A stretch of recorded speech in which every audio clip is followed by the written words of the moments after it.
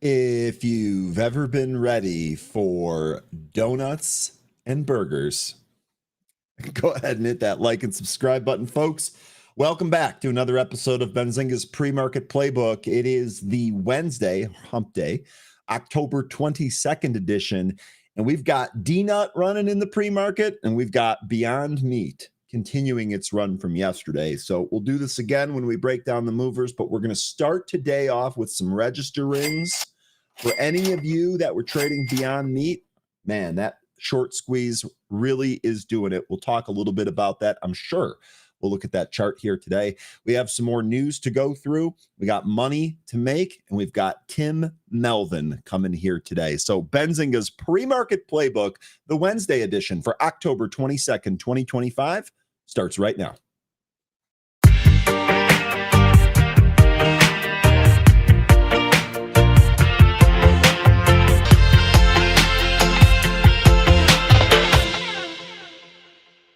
Good morning and welcome back, folks. It's great to see a whole bunch of returning faces. I hope that you enjoyed the rest of your Tuesday evening, and hopefully, despite it being early, your Wednesday is going well so far.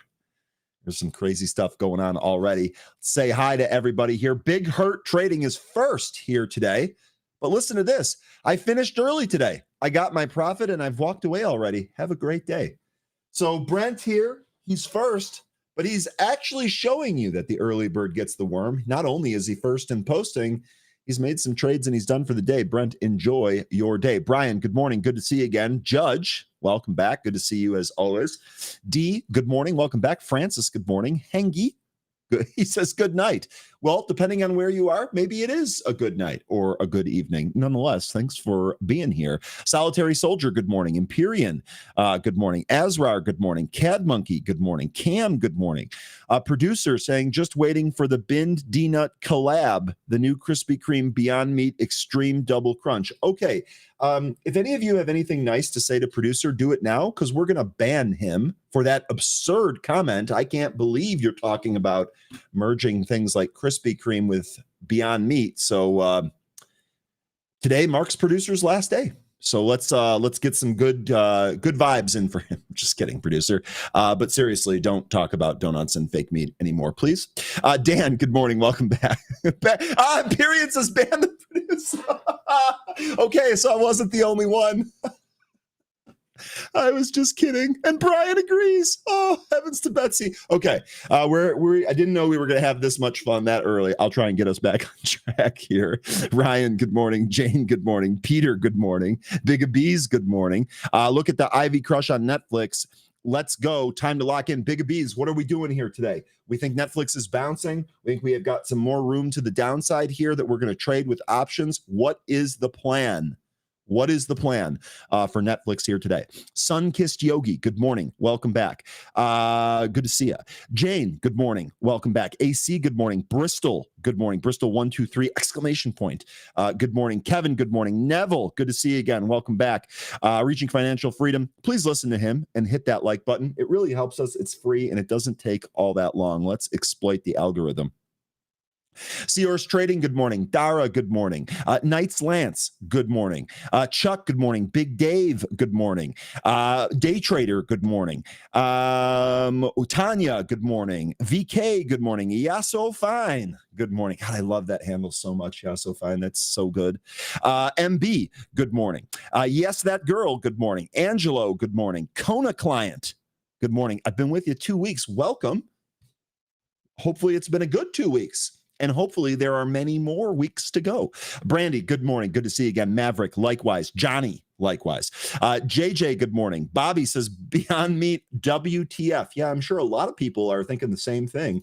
Like I said, we'll look at Beyond Meat. The one thing I will say about Beyond Meat here, the easy money really looks like it's been made. There were buys here. I think there were chatters that are literally here right now calling buys out in the $1 handle. Thing printed 886 here in the pre-market and is in a 6 handle right now. So easy money's been made. Just be careful with it today.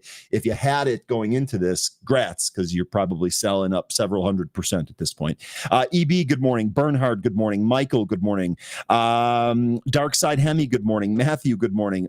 08 Roush Stage 3, good morning.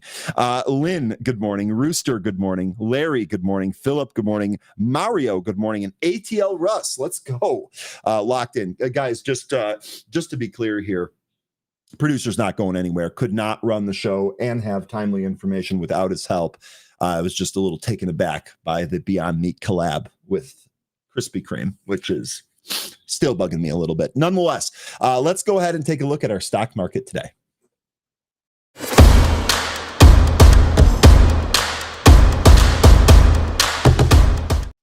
All right, futures near flattish here today. S&P futures are literally flat, 0.00% change. The Dow futures are down by 0.05%, and the NASDAQ futures are down just under 0.25% at minus 2.3%. Take a look at some cues from last session. Really, there wasn't a whole lot to go on. The markets had a fairly mixed performance on Tuesday with no clear trend visible across most of the sectors or indices throughout the day. And indeed, it actually felt fairly range-bound. The only key thing is that we tested that previous all-time high of 672.99 that we've been tracking for a while.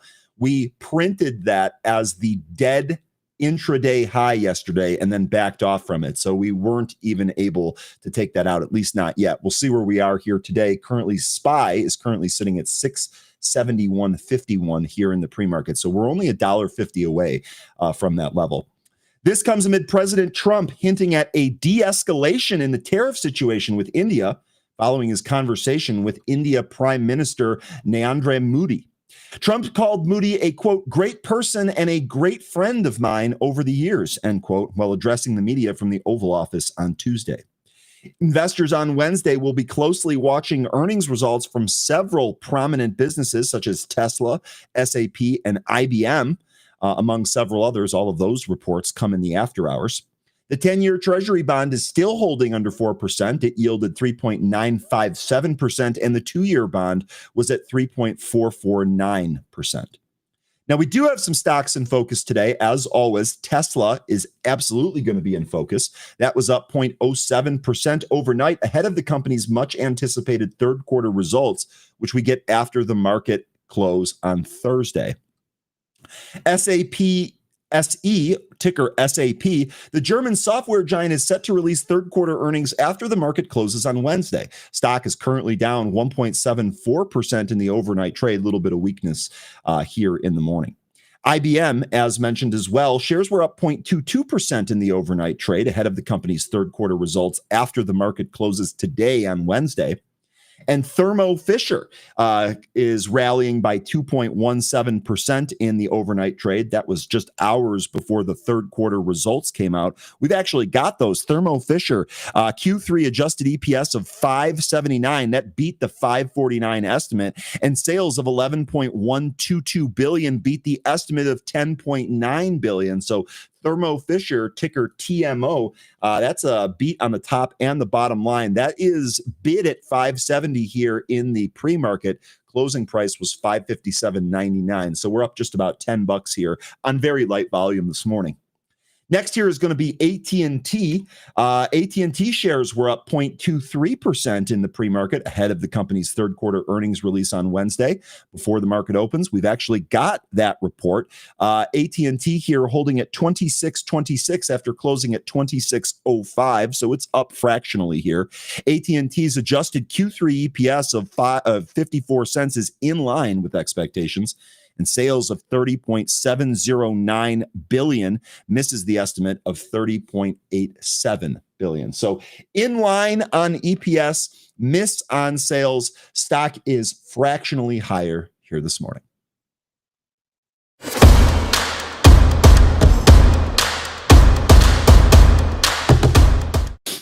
All right, let's take a look at some insights from analysts here now. According to the Kobisi letter on X, foreign investors have been pouring into U.S.-listed stocks in recent months, with the figure touching $22 billion so far in October, which it says is the highest since June, according to data procured by Goldman Sachs.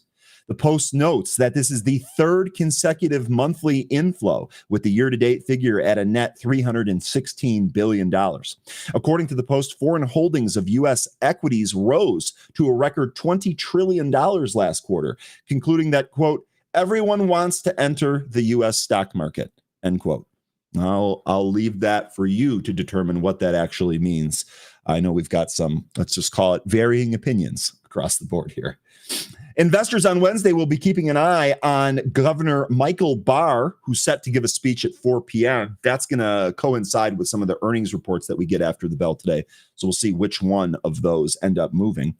Crude oil futures are trading up in the early New York session by 1.87%, hovering around 58.31 per barrel.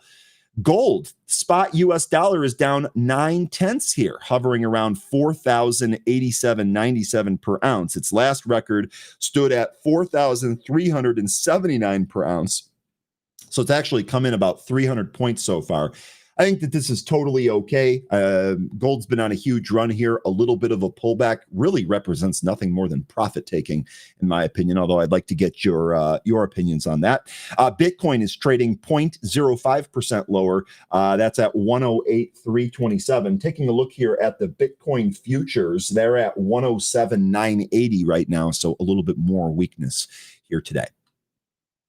All right, let's talk about the next story here. We are going to talk about Tesla. You know what? I almost always forget to do this. I should make a note to remind myself. Let's first start by taking a look at the SPY chart here today, see where we're at. Oh, I had Netflix pulled up. That's silly of me. Let me get SPY up here. All right, here's your SPY chart. As mentioned yesterday, the only thing notable, it was pretty low volume too. I think it was like 50 plus million shares on the SPY, which was 20 million or so beneath the 100-day average. But we basically traded back up into this area. And yesterday we kind of banged on the 672.99. Now, remember, this is not the all-time high. We did on Thursday, October 9th, we did set a slightly higher all-time high of 673.94. So maybe we want to keep that level in play as well. But I suspected that this 673-ish, 672.99, I suspected that this level was going to come back into play a few times, and sure enough, that's exactly what's happened. So it does look like we're sitting right near all-time highs, right near the top end of the range. We've got a whole bunch of earnings here. The more and more I talk to people, the more and more it seems like they think corporate earnings are going to be good for this quarter. There was another guest on CNBC this morning that said the same thing. So it does look like we're kind of set up for another potential move higher here if we continue to get some good news. We'll see if the government shutdown even plays into that, to be quite honest. But if we take a look yesterday, this is what I mean.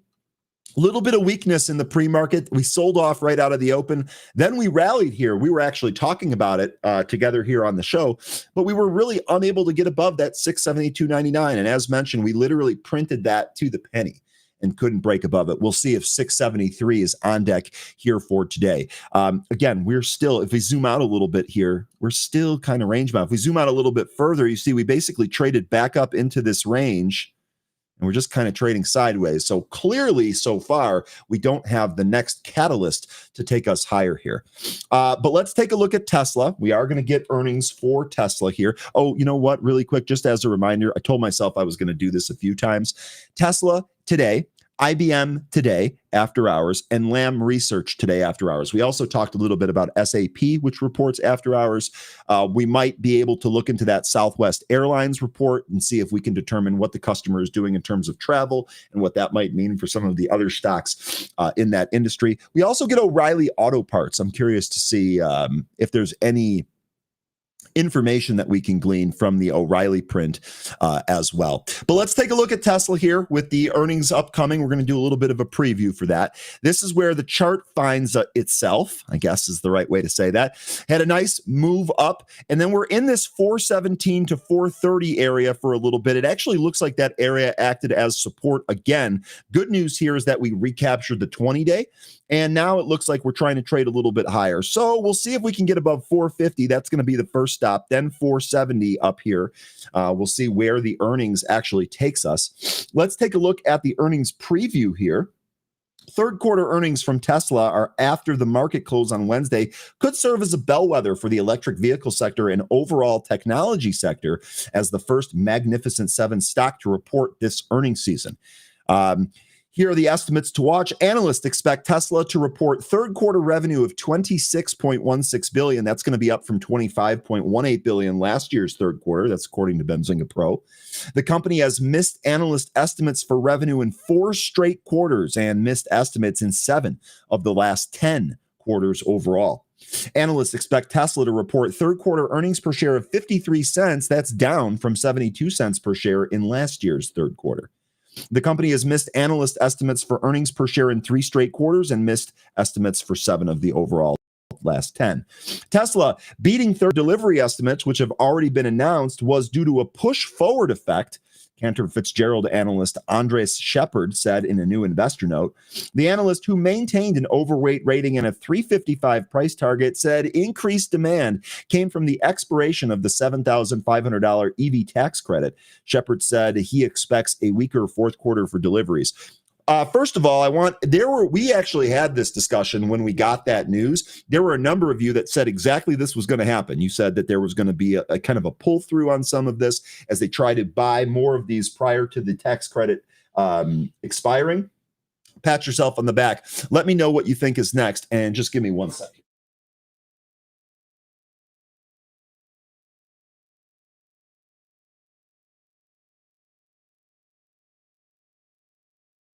Weather is changing here in Chicago, and it is wreaking havoc with my nose, so I apologize for that. The analyst said key catalysts for Tesla to watch for the earnings call include robo-taxis, the ramp up of lower cost models, which really didn't seem to hit amongst the public, full self-driving adoption, and the launch of the Cybercab and an update on Optimus Bot. Remember, there's been a lot of talk about Optimus and the robots really kind of holding the revenue higher, going to be a majority of Tesla's revenue in the future. I would expect there to be a lot of color and talk about that on all of these earnings calls going forward here. Wedbush analyst Dan Ives is looking beyond electric vehicle demand in Tesla's earnings and commentary and focused on key areas like robotaxis, artificial intelligence, and China. Quote, after a brutal few quarters, we are finally starting to see stable demand trends for Tesla, end quote. The analyst has maintained an outperform rating with a $600 price target. Quote, the Tesla story going forward is around AI transformation being led by the autonomous and robotics initiatives, end quote. With some analysts, while some analysts are bullish on the newer, lower cost Model Y and Model 3 variants, Goldman Sachs analyst Mark Delaney said that they may not be cheap enough or have enough features to catch initial demand. Remember, when we first talked about this, the Model 3, the cheaper model of the Model 3, we talked about them. They literally just covered the sunroof with carpet or with the headliner. And so it's still there. It just covered it. Seems odd.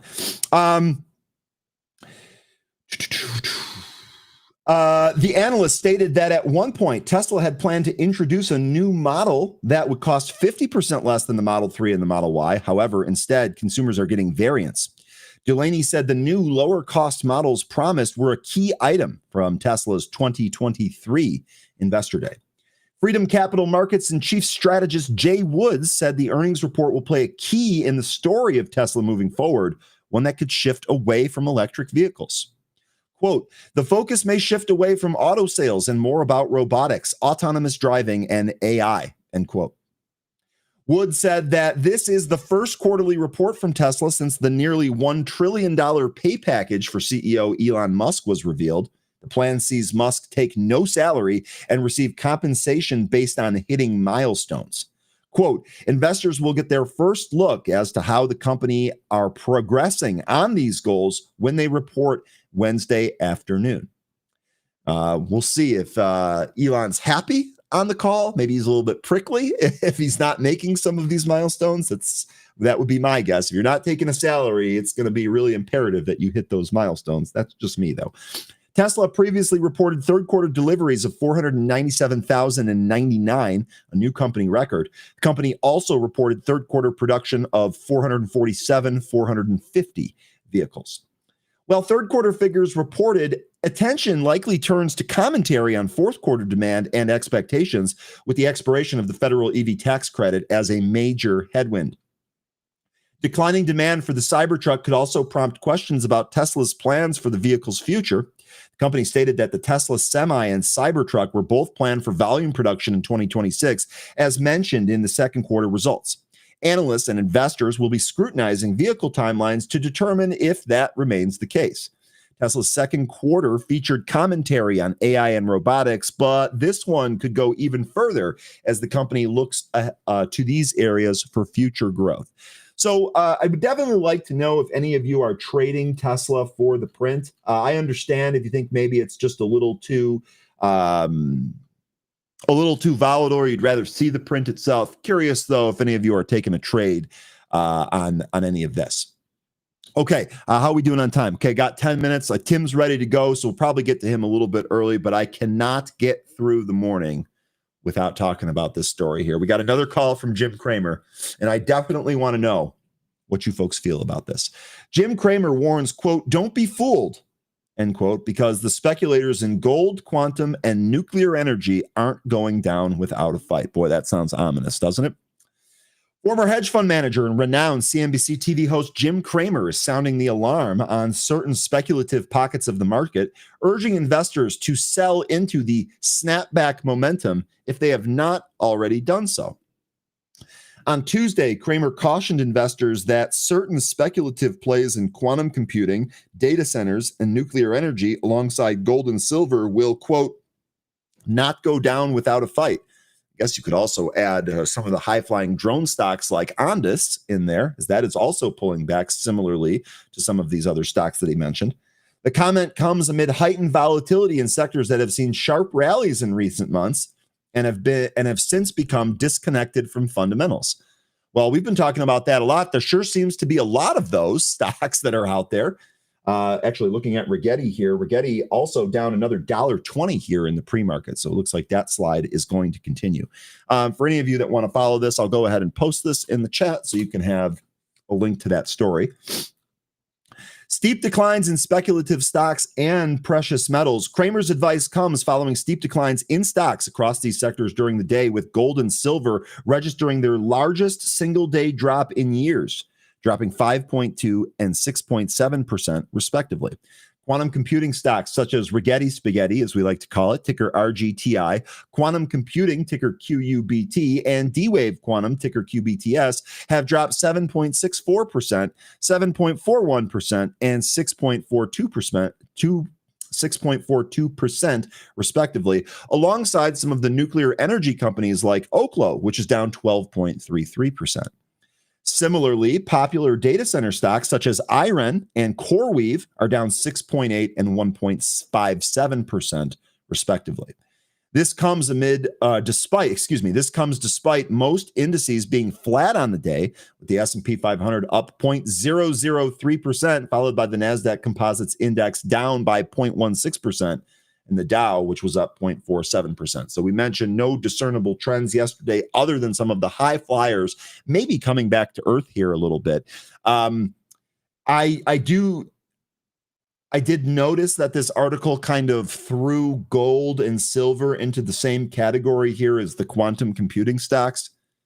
And let me just be clear, these are not even remotely similar. It's just that they've both made big moves, so they're getting mentioned at the same time.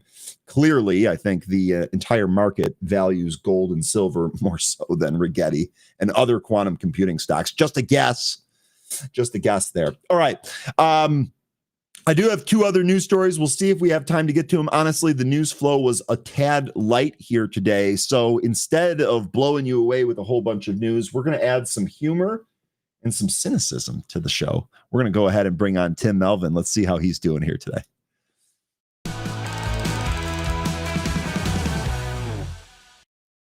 Tim, good morning. How you doing, boss? I'm good, but I have to correct you on something here, Ryan. Please do. I knew you right were off going the top. You know, I am not cynical. I'm fluent in math. Okay. Look, guys, I told you from the, my first appearance on this show, when you were trading quantum, when you were trading the nuclear stocks, You were trading stories. You were not trading companies at any point. These are hopes and dreams. Some of these companies will realize the hopes and dreams. Most of them will not. And you need to know that. All you got to do is study, right? Go back and study the internet boom. Go back and study railroads, back in the 1800s. If you're a student of the markets, you know that you get these pockets of excitement, I'll call them. And they're based on some fact, right? I mean, quantum computing is going to be massive. We all know that. Um, Nuclear energy, well, I think you guys are a little bit. No, CCJ and LEU are not dreams, and they are uranium providers, not nuclear technology companies. Okay. Commodities, hopes and dreams. Big difference there. Now, and some of these are going to win, right? If Rigetti strikes me as one that probably has a good shot, but when you try to value these right now, you can't. So you're trading a story. There's nothing wrong with trading a story. Just know that you are and use a really tight stop. Yeah, I think you're absolutely right. And Lyon's actually been saying that for a while. He understands that there are stories there. So it makes sense, but you're absolutely right. And this is also why we talk a lot about scaling in and scaling out, because Tim, I don't know about you, but I can't predict exactly when the top is here. And I did actually trade this to the short side, and I did make money, but I didn't make as much as I could have. So it's all about being able to manage these trades on an ongoing basis. Right. And, LEU are integrated in some sense, but primarily they enrich and provide, or mine and provide uranium. And this is another thing. It's like in Trade Alerts and Trade Alerts Accelerator, we got stopped out last week in our commodity-based positions. Okay. The last one went out yesterday. That was BTU. But our gold and silver, we got stopped out because the risk was too high. You can't trade commodity positions without a stop. All right. Now, ordinarily, like in value situations and even most fundamental momentum situations, I don't believe in stops. I think you use stops based on the business. But when it's tied to hopes and dreams or commodities, I think that you've got to have some measure of risk in the mix. So, Tim, I'm actually going to use that as a little bit of a segue here, if you don't mind. I never mind. What, you never mind? Yeah, I didn't think so. You had mentioned there that you were stopped out of the Trade Alerts Accelerator. Yes. I think I might. You got stopped out of one of your positions there. I just wanted to mention, I know we talk about this sometimes, so we don't talk about it every time that you come on. So I just kind of wanted to mention this again. We are actually doing a webinar next week for your Trade Alerts Accelerator. And the reason I'm mentioning this is because we are going to have a pre-Black Friday sale on that. So if anyone here has been on the fence about maybe picking up another subscription or joining one of Tim's programs, just know we're actually doing a pre-Black Friday sale starting next week. That webinar is on Wednesday. I'll see if I can track down a registration here for you. If I can't get it today, I'll definitely get it the next couple of sessions here. But again, Tim, just figured we mentioned that here since we're going to be doing that next Wednesday. I always appreciate it. No, I don't use stops when I buy EKS. I do not use stops when it's a deep value situation or a company with fundamental momentum. Stops there will degrade the living what out of your long-term returns. They'll crush them, which we're actually going to talk a little bit about this morning, long-term returns. But before I do, I just want to, everybody knows that for the past 3 or 4 years, the U.S. markets have been dominant, right? Anybody disagree with me? No. And I actually just went over a news story about how much money is flowing into these markets. Okay. And that's absolutely irrelevant because the cheapest markets by CAPE ratio and combined CAPE ratios have crushed, and I do mean crushed, U.S. markets over the last 3 years.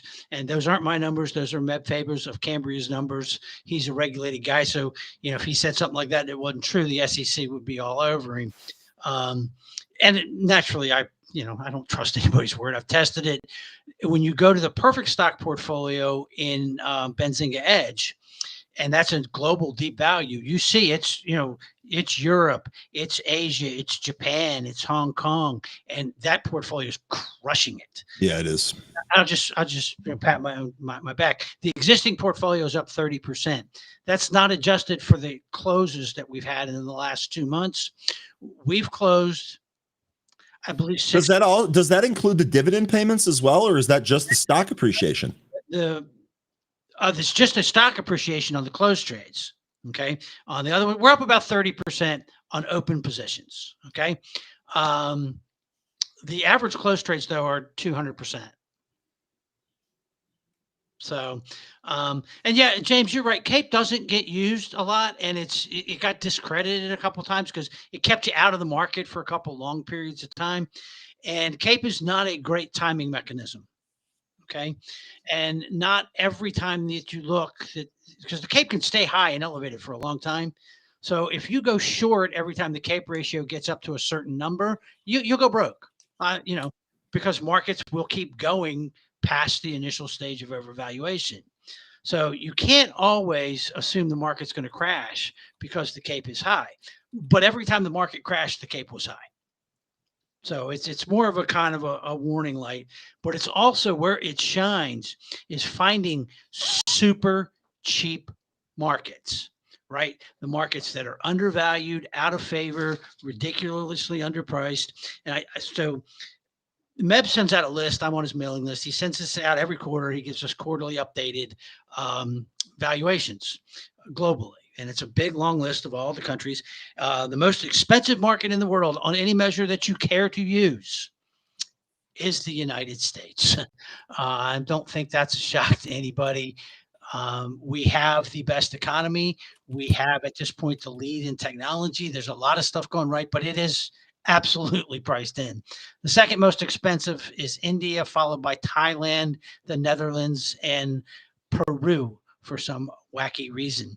Now, when we go back a year ago, the most undervalued companies in the world were Colombia, imagine that, Poland, right on the edge of the war, under threat from Russia. So Brazil, I mean, everybody on the planet hates Brazil.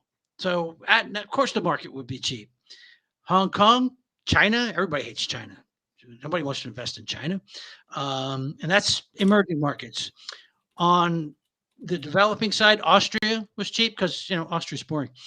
Singapore was cheap because China. Norway, oil, nobody likes oil. United Kingdom, and look, the United Kingdom is a mess. What they've done with immigration and energy is ridiculous. And their politics are something of a soap opera. And of course, China, were the cheapest markets in the world. Ready? Turkey broke even, but it was up 20% at one point. Now, for the benchmark over the same period of time, the U.S. market's up about 16%, and the NASDAQ is up 23%. Okay, so that's your benchmark. Colombia, there's no ETF, so when there's no ETF, we go with the largest bank in the country philosophy, up 70%. Poland, 50%. Brazil, 33%. Hong Kong, 27%. Austria, incredibly boring. Lots of exposure to Russia and Ukraine in the banking system, by the way, 40%. Singapore, 28%. Norway, 25%. UK, 24%. And China, 35%. So the markets were cheap. They were hated. Nobody loved them, and nobody loved them for all sorts of reasons and headlines.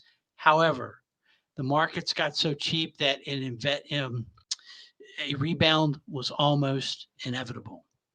So now we can't just tease it like that, right? We got to give the ones that are the cheapest today, correct? Absolutely. So Colombia, again, right there. It's the cheapest market in the world on cash flow, on earnings. And by the way, MEB uses all cyclically adjusted 10-year averages. So on dividend yield, it's kind of mid-pack, but on CAPE, cash flow, and it's the cheapest market in the world.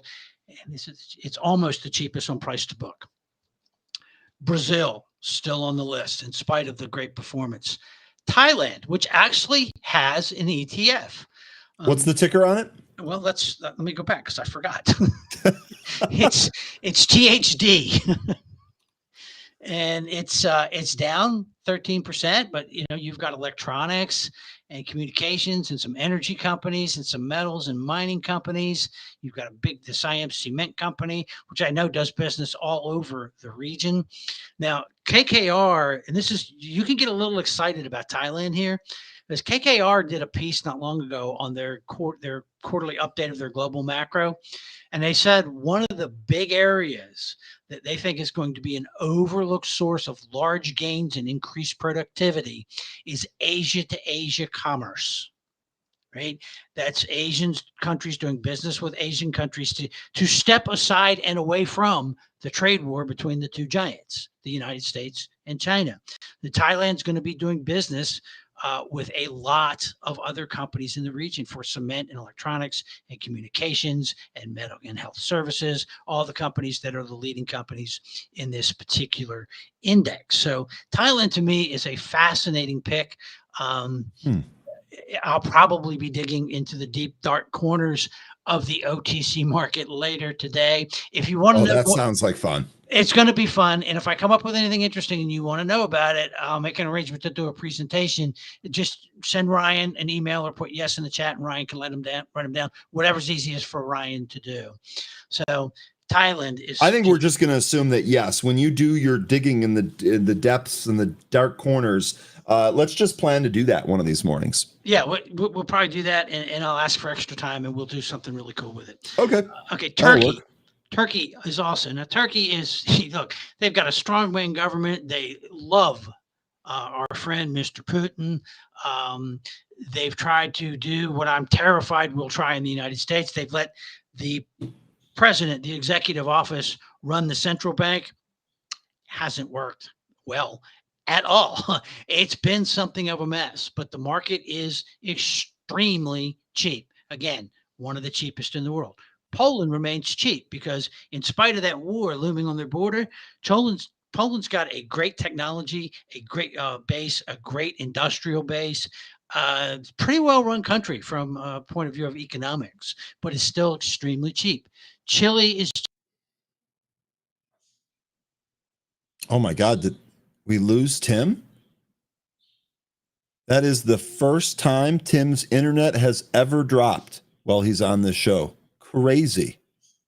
You guys can still hear me, right? My camera's still working. Everything. I think that's just Tim. Okay. We're all good. Okay. So it looks like that was just Tim. We'll see if we can get him back. Let me actually text him and let him know what happened. Your internet died.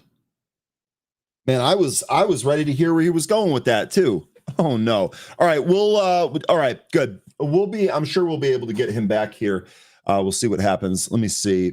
Producer, if you could do me a favor and kind of monitor the camera and see if he joins. If I don't get alerted, just let me know. There we go. So we'll see if we can get him to join back here. Tim's internet is normally pretty stable. And for whatever reason, Jane, technology, ain't it great?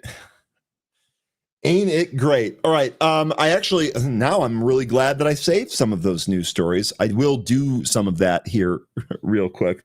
13 or Tim is infected with the 13 virus. I don't think that's the case. Probably just an internet hiccup. We'll see. Maybe they're building a data center next to Tim or close to Tim, and it's taking some of his power and bandwidth. I don't know, but we'll see if we can get Tim back here as soon as possible. I'm sure the producer will help me with that. I do really quickly we talked a little bit about gold pulling back here. I did quickly want to go over this miner story. I guess now is a good time while we're waiting for Tim to come back. I definitely want to know what you folks feel on gold. I appreciate there's already a discussion here about, is the dip in gold and silver buyable? I think that conversation should be ongoing here. This story focuses a little bit more on the miners. Gold miners endured a brutal sell-off on Tuesday, with sector-wide losses hitting double digits after bullion plunged more than 5% in a single session, marking the worst trading day for the metal since August of 2020 and triggering its sharpest mining stock rout since the COVID-driven crash of March 2020. The VanEck Gold Miners ETF, or GDX, which we do look at here pretty frequently, which has been the year's top performing equity investment fund with over 110% gains, dropped 9.8% during the New York afternoon trading. Shares of Newmont, which is one of Lion's favorites here, ticker NEM, world's largest gold miner, fell 9.2%. Lion, based on your comments earlier about the dip, about adding or staying with gold, I got to think that at some point, at some level, you're looking maybe to add to Newmont for long term. I would imagine that that's the case. Let me know. I don't want to put words in your mouth, so correct me if I'm wrong on that, but let me know what you think about Newmont on this pullback. The collapse in miner stocks followed a synchronized retreat in precious metals as profit-taking and rising risk appetite across global markets met stiff resistance in gold prices near record highs. Quote, it looks as if gold is finally having a bit of downside correction following the record-breaking upside run, end quote. That came from David Morrison, senior market analyst at Trade Nation, in an emailed comment. Morrison said the gold sell-off is largely technical, triggered by repeated failures to break above 4,400. Let me know what you think about that, Lion. So, yes, I love to add to NEM around 75. Okay, perfect. You're giving us the price level. It's exactly what I asked for. Great. So you're waiting for 75. Let me know, do you think the pullback here is just profit taking, just based on the technical level, or do you think there's any more foresight going on to that? I personally think this is just a case of it's run too far too fast, and it's likely a profit taking pullback. I don't think anything's changed on the macro side. Right? So for this to be kind of a technical move makes a lot of sense to me. Support levels to watch include the critical psychological floor at 4,000. And again, this is about the actual gold price, where a bullish trend line converges. If these levels fail, there is further downside that could be in store. For Morrison, the correction may simply be a, quote, much needed reset, end quote, for gold's momentum indicators, such as the MACD, which has signaled overbought conditions. Fawad Razaqzada, did I get that right? Razaqzada, I think is actually what it is. Market analyst at Forex.com said the drop was, quote, always going to come one of these days, end quote. After a parabolic rally. This is what we were talking about too. We talk about this with more than just some of the commodities, but with stocks as well. That's exactly what we're seeing. Okay, so you gave it to me on Newmont. You gave me your price target there on Newmont. What about your price target on gold? I see 4,000. You were already thinking about it. That's awesome. I see 4,000 as the floor to load the boat on gold. Okay, the article's already covering that as well. I also think one of the things you might want to keep in mind is you might see a little bit of a dip below that level and then a recapture of that level. We've seen that quite a bit as well. Tanya said, I was stopped on my final runner in NEM yesterday. Okay, so you've been trading this on the way up. You're stopped out of your final position. So I would ask you the same question, Tanya. What is the level in which you're interested in buying more of that? All right, so you've made some money on this trade. Seems like you're all out because you were stopped out of your runner. What level are you interested in rebuying? I'm curious. But Lion, thank you for answering the question there on gold. Fawad, he had highlighted a combination of a stronger dollar, improving risk sentiment, highlighted by the Nikkei 225 futures surging above 50,000, and hopes of a renewed U.S.-China trade truce, which dampened haven demand. We'll see what happens with the fourth plenum that's ongoing right now in China. I think that's playing into a lot of the China conflict that's going on right now. That's my suspicion. Quote, investors have finally started to take profit after a record-breaking run, end quote. Adding that long side liquidation has added some real selling pressure for a change after what was one-way traffic. And to Lion, to your part about a pullback being healthy here, he's basically saying the same thing with fancier words. But I would completely agree. I would actually compare this to something completely different. The move in Andis, very much like this. We went in just a matter of months from 60 cents to $11, nearly $12. Just a massive, massive run. Now you're seeing the backside of that move. A pullback here is likely healthy. And I would imagine the same thing here is true in gold. So I appreciate some of those levels that you guys are talking about. Despite the pullback, some analysts and institutional investors continue to believe that gold's long-term drivers remain intact. Amaru Casanova, what a name that is. God, Amaru Casanova. I feel he better have some sweet business cards because that is a power name right there. Amaru Casanova, portfolio manager for gold and precious metals at VanEck, said that the rally isn't over, citing strong central bank buying and persistent safe haven demand as continued tailwinds. Investor attention now turns to Newmont's third quarter earnings, which are on Thursday this week, which kick off the mining sector's reporting season. So that's my second leg of the question there, Lion. Are you playing this for earnings? I know you gave a price target there. Are you adding any before earnings? Or are you just waiting for the binary event to get out of the way? Peter Spina, president of goldseek.com, said it's shaping up to be a strong earnings season for the miners. Quote, for gold miners, the earnings season is going to be a blockbuster, end quote.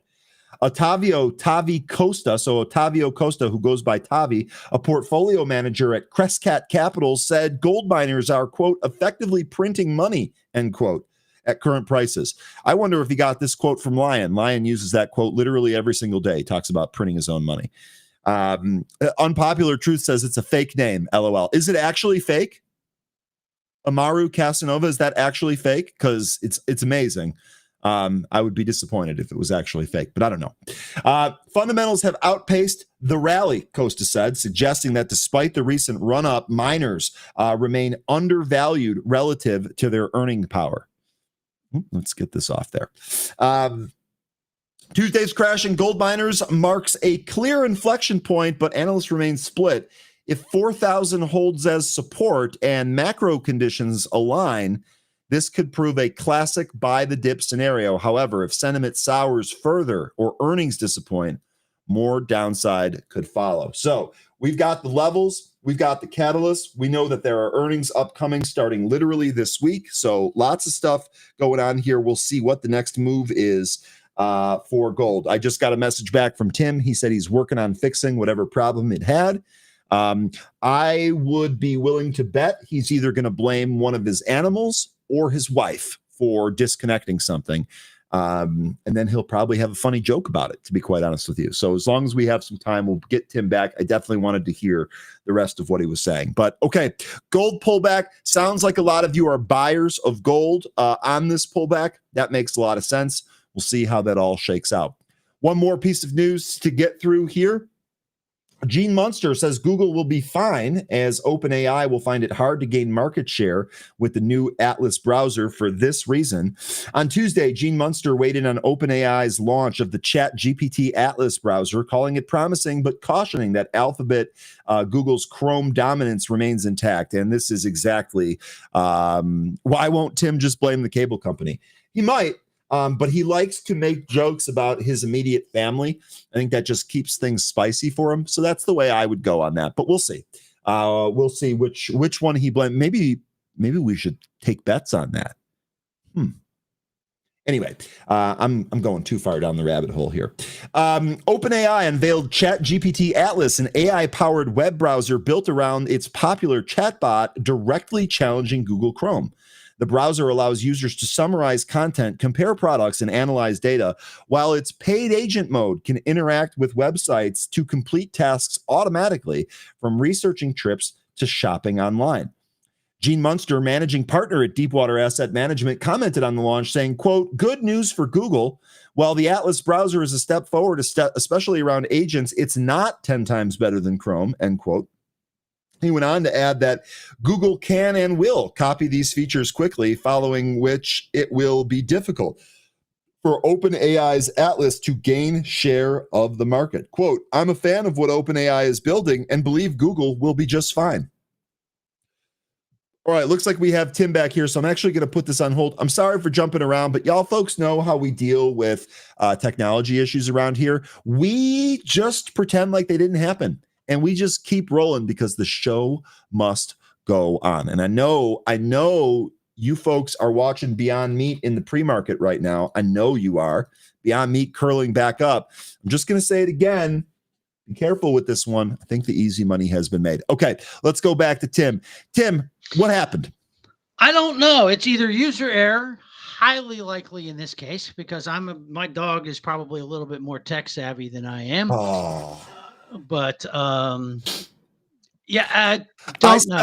I speculated right when you dropped that you were going to do one of two things. You were either going to blame one of your animals or blame your wife. RP Trades from the chat here said, why wouldn't Tim just blame the cable company? I Because asked you as soon as you got back on and you that's too blamed easy. yourself. You blamed yourself. Yeah. Well, and I Damn.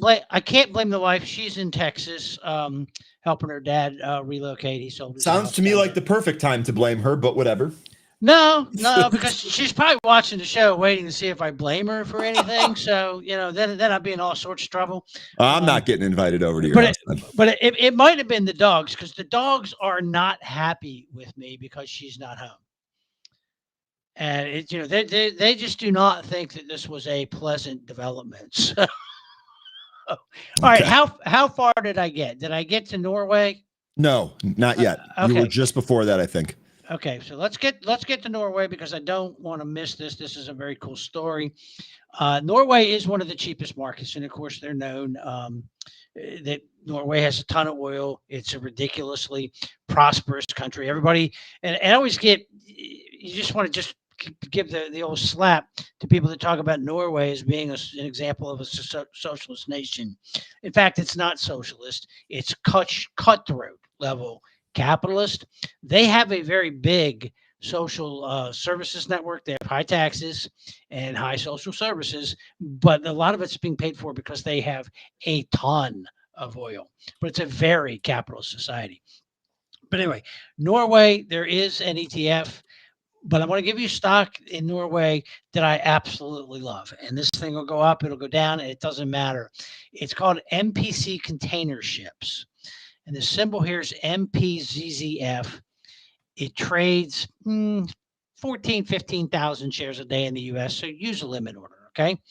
But these guys pay out. And this is worth the time to go to their website and take a look at their company presentation. It's available in English. They're a container ship. They do, business in the Arctic. They have a very profitable business.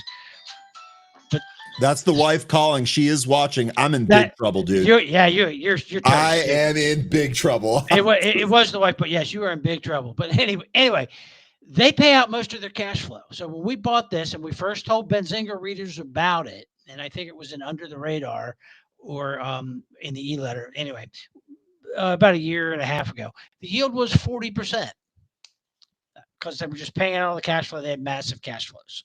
Now, Ryan, sad to say, that's not the case anymore. You're not going to get a 40% dividend. They slashed that dividend, and it's only 19% right now. So, only that's only. I don't know if I could own such a low dividend paying name. Well, I know. And look, the dividend goes all over the place with this company. Okay. But in a really horrible year, you're going to get a dividend between 5 and 10%. And in great years, you're going to get dividends something higher than that. It's not a huge market cap. To see this get bought by a larger shipping company would not be a shock to me. It's a $713 million market cap. Now, the enterprise value is only $870 million. So, unlike most shipping companies, these guys are not levered to the moon. So great business. I mean, gross margins are 60%, net margins are 50.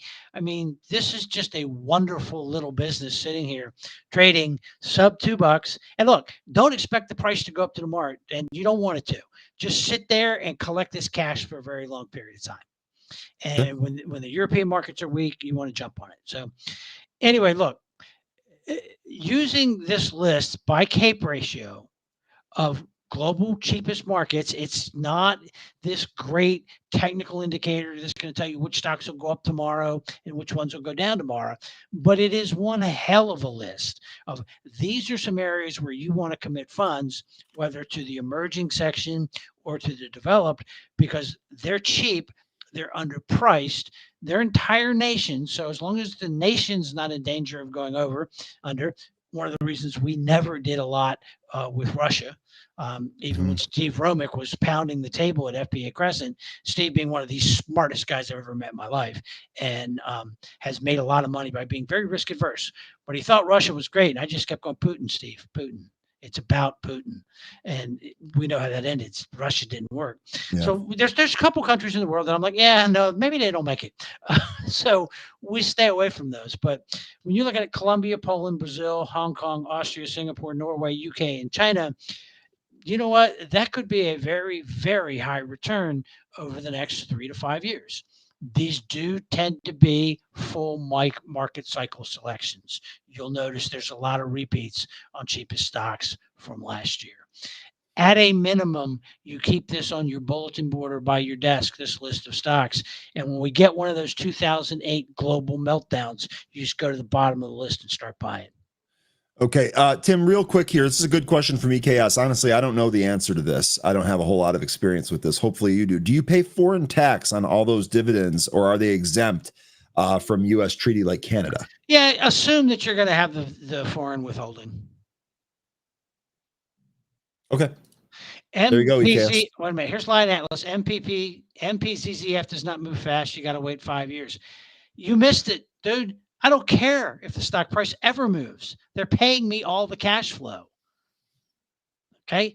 I get appreciation over 5 years. Yay. 50 cents on $1.50. Let's go, guys. I'm happy. That's 30%. I'm collecting big, fat, double-digit dividends along the way.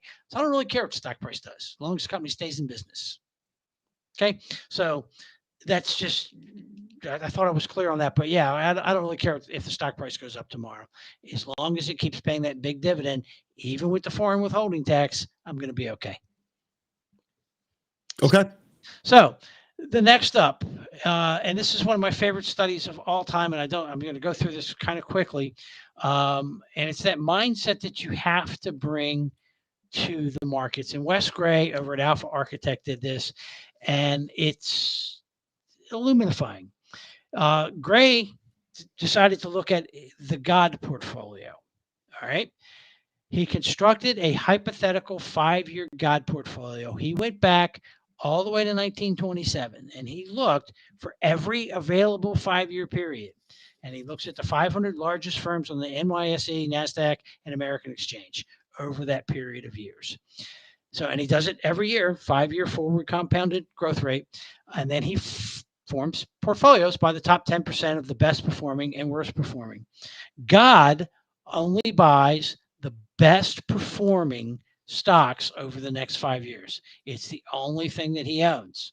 He has a portfolio return of 29.37% annually over 1927 to 2016. That's ridiculous, right? The God worst portfolio loses 15% a year. However, God, as a money manager, would have been fired somewhere around year 3 because the portfolio experiences 22% volatility. So the risk adjusted return is not beautiful. And are you ready for this? There's a 75% drawdown, as well as several, as we know, 20, 30, 50% drawdowns along the way. That would get a money manager fired. The average retail investor in the middle of a 75% drawdown or just dealing with, volatility of half the market level will very quickly end up under the old kitchen table with the mythical bottle of cheap tequila, right? Mythical. Mythical. We hope it stays mythical anyway. Yeah. Now, if God had a hedge fund and he's long the very best, the God best stocks, and he's short the bottoms and he rebalances this every month. All right. Now, remember, God knows in advance which stocks are going to win and which stocks are going to lose. All right. Rebalances this thing monthly. The God hedge fund compounds at 46% a year. The fund would have been lucky to survive because it has, even though being long and short, it has a 47% maximum drawdown and more 20% losses than you care to think about, which almost always leads to a withdrawal. What is the lesson from the God portfolio? A, it requires more patience than you think. B, drawdowns are part of the business, right? every 100 bagger had at least 175% plus drawdown along the way. Every 100 bagger. Okay. So even Nvidia, I think, had multiple like 90% drawdowns. Nvidia had some 90. So it requires and you ask yourself, why aren't there more Microsoft millionaires? Why aren't there more Nvidia millionaires? This is why. It's sitting through the drawdown, regardless of your feelings on the stock, is really hard to do, particularly when markets are falling apart. Because I'm going to tell you, having seen multiple bear markets in my career, everybody thinks, well, I'm going to sell Microsoft and then I'm just going to buy it back afterwards. No, you're probably not, because you're going to be anchored to a different price. Yep. And happened to me. It's much harder to do than you think. So point being, when you have a stock like an Nvidia, like a Microsoft, what you want to be watching is the fundamental momentum and quality of the business. If you're looking at this as a long-term, I'm going for 100 bagger. All right. You can't worry too much about the short-term fluctuation and moves, although it's all we all like to talk about it. If you're trying to catch the big ride and you worry about day-to-day market risk, you're never going to catch the big ride. When you're doing that and you have something that you really firmly right here believe is the next Nvidia, the next Microsoft, and the fundamentals back your opinion, then big drawdowns are double down opportunities, period. Right. And that whole thing about, never average and loser, that's trading advice, not investing advice. Totally agree. And knowing your time frame and whether you're dealing with trading advice or investing advice is the difference between losing and winning in the markets. Now, I had hours of golden stuff that it was absolutely guaranteed to make y'all millions of dollars by this time next week, but unfortunately, the internet went out, so I can't give those to you today. Okay. Well, that's okay. We put up a poll to see what the group thought, who was responsible for your internet. I'll be sure to give you those results when the poll closes there. Real quick, though, Smell had a... Go ahead. I want to jump on Lion's last statement, because he points to PSEC as a company paying a good dividend that dived. Remember this, credit matters, right? They had a portfolio full of crappy credits. There's a difference between a BDC and a very well-financed, financially solid shipping company. So on this one, I think you can just count on the dividends, but he makes a great point, and that often a high dividend means there's garbage coming your way. So credit matters, and credit value trend. If you get 2 of the 3 right, you'll always make money. If you get all 3 right, you'll get rich. What was the question somebody had for me? Samel was asking if you could clarify what the dividend payment is on MPZZF. On a trailing 12 months basis right now, it's 19. Now, the next dividend, we'll know when they declare it. They declare the dividend every quarter based on the cash flow being generated. I don't see any way that you get less than a 10 to 15% dividend. That's if everything's real bad. Okay. Okay. Really good. Tim, I'm going to try and get you those poll results here. Let me see if I can find them. I'll have the producer grab those for me whenever we can. Tim, really good stuff here today. Yet again, I'm sorry that your internet went out. Thanks for fighting through it. That's what we do here. Yep. And we'll get a schedule for doing some little dark corner of the internet crawling and see if we can find some foreign opportunities that nobody else is looking at that you can sneak into your portfolio. I'll get with Ryan. We'll schedule that. Let you guys know what day we're going to do it. All right, perfect. Before you go, Tim, on the way out here, we polled the group. Who sabotaged Tim's internet? Jeff Bezos came in first with 48% of the vote. The wife came in second with 23%. The dogs came in at 18%, and your landscaper came in at 11%. Well, I don't have a landscaper anymore. One of the things my wife made me agree to when we moved was that she got to do the landscaping.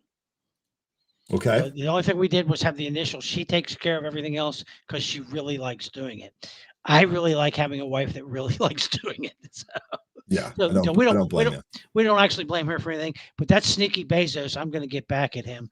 I'm going to go buy something on Temu or something to get my revenge here. Okay. All right, guys. Have a great day. We will see you all next week. And thanks for your time this morning. I had a ball. Yeah, no problem. And I will get that registration link. Tyler, I think producer posted the wrong one. We'll get you that registration link. I'll confirm with my team today. I don't have it handy here, but I'll get it for you. Remind me tomorrow if I forget. Thanks, Tim. Have a good one. We'll see you next time. Bye, guys. All right, that is Tim Melvin.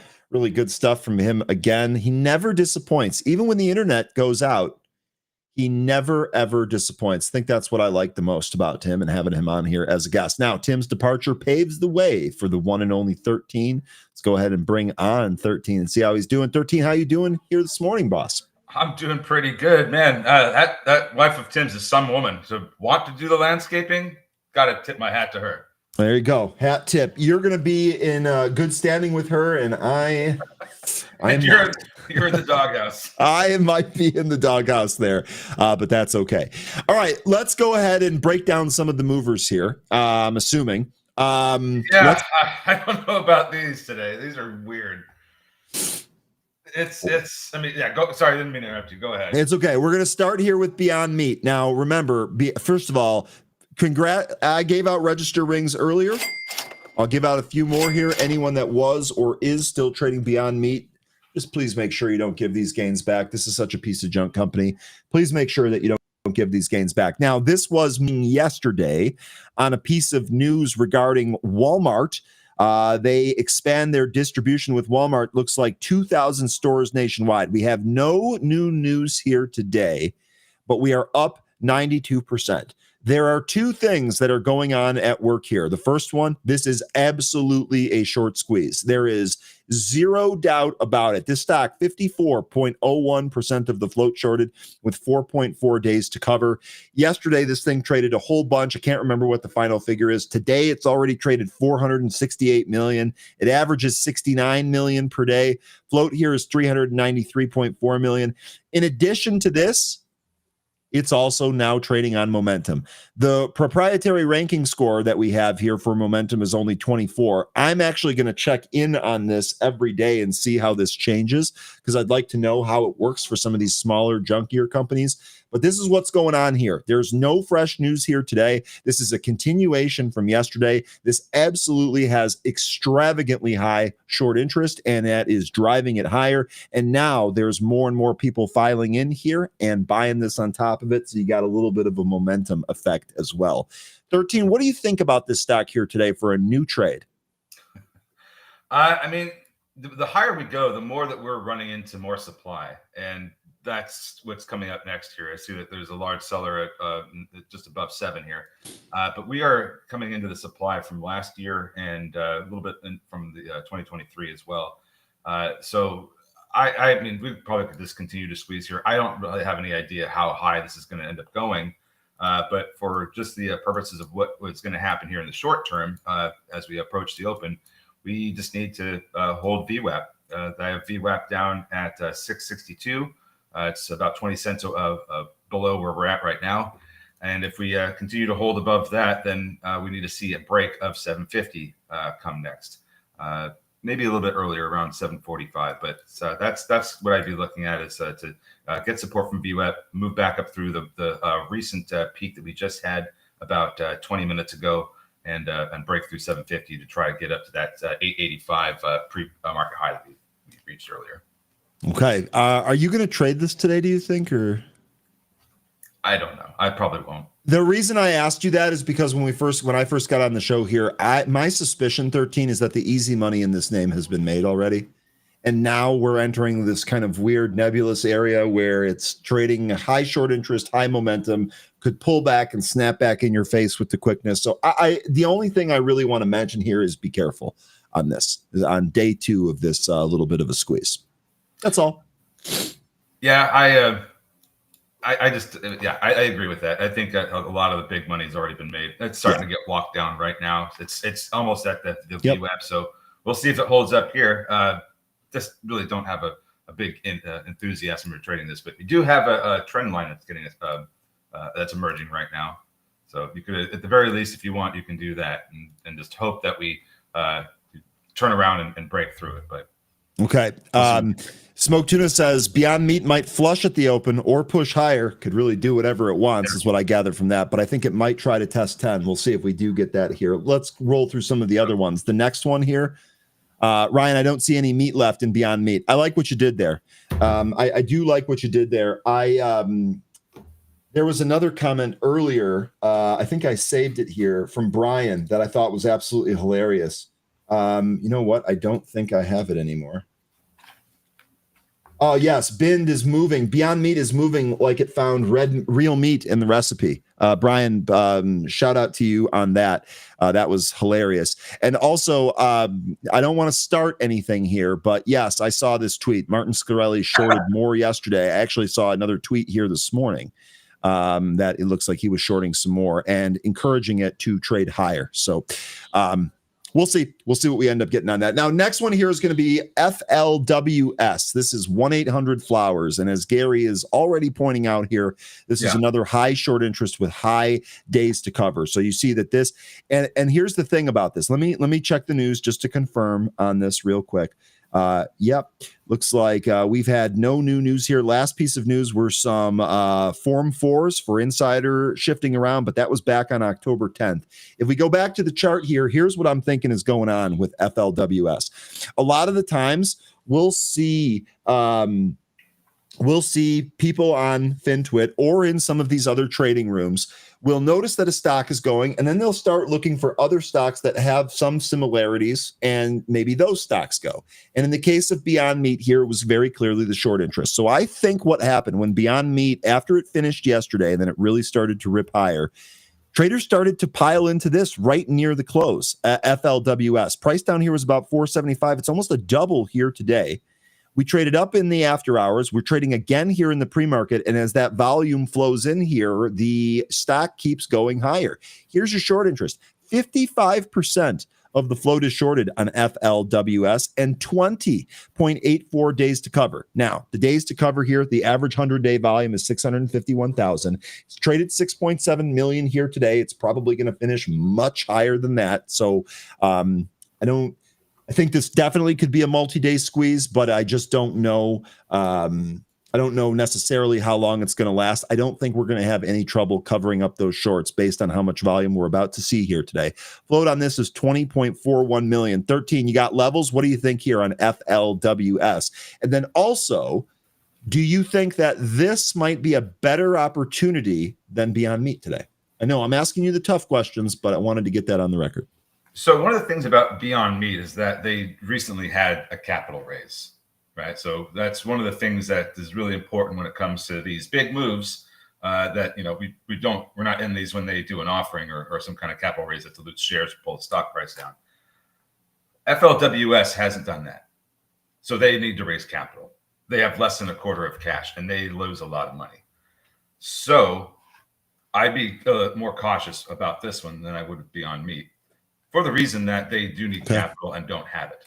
And they'd be stupid to not do a raise into a move like this. I think they'd be absolutely dumb to not do some kind of capital raise. Look at their financials. Look at how much they lose a quarter, and look at how much cash they have. They're minus 52 million per quarter and they have 46 million in cash on hand. No bueno, as they say. The clock is ticking. So that's what would give me pause about this being better than Beyond Meat. But at the same time, I still don't want to trade Beyond Meat. Now, here's an interesting thing. We just ran up to 886. I was about to give out some levels, and 885 is one of them, because if you look at a daily chart, you can see that the top of this consolidation from September of 2024 to February of this year, the sideways consolidation has the bottom's about $7.15, and the top is about $8.85 to $9. So we hit the top of this consolidation because if you look even further to the left, there's some more supply. It starts at about $8.85 to $9. So now we're getting some resistance from this next area of consolidation, and I imagine that if we manage to get through this, which is going to be somewhere up in the tens, we're going to run into the next area of consolidation and get another pullback. So I think that we could see a lot of that, running into these supply zones as being areas of pullback before it tries to continue higher. And I don't know how long that's going to go on for, but that's what I'd be looking at here with FLWS. It's just, once we get into those supply zones, I'd expect the stock price to pull back some more before it finds its footing and tries to push higher. Okay. All right. Real good stuff. Real good outline there. I know a number of you guys saying that this is your go-to. It is my go-to as well when I send flowers to my mother. Yeah. Yeah. I was going to say, so that you guys are sending flowers to where your mom lives somewhere else, right? Because I've been getting away with, I think the flowers personally are better at Costco, but you can't have them shipped and delivered and all of that really nice stuff that you guys are doing for Mother's Day. So, okay. Good stuff. FLWS. So we had fake meat, flowers, and donuts on the movers here today. So I bet you didn't have that on your bingo card. I'm actually just going to go to D-Nut next. We'll go back to some of those other stocks, but here's Krispy Kreme. And this is kind of leading to my opener that I had here today. You'll notice something odd here about Krispy Kreme. This started to move at the same time as FLWS did, which was slightly delayed after Beyond Meat. So let's take a look at the short interest. Well, look at that. It's also a high short interest stock. 28% of the float shorted with 4.24 days to cover. This absolutely seems like it's moving on its short interest as well. On average, it trades 8.3 million. Today, it's traded 40 million. Float here is 92 million. So, 13, what do you think? Our heart attack rings? Is this going to be a trade here today for us? We maybe going to take out that 550 pre-market high, which is clearly a resistance area? Yeah, it's moving on the fact that there's like a monster deal, so it's trying to drive some sales. At the very least, this could be a short-term move, maybe a little bit of a short-term squeeze, because that you do have 28% of the float short with almost 5 days to cover.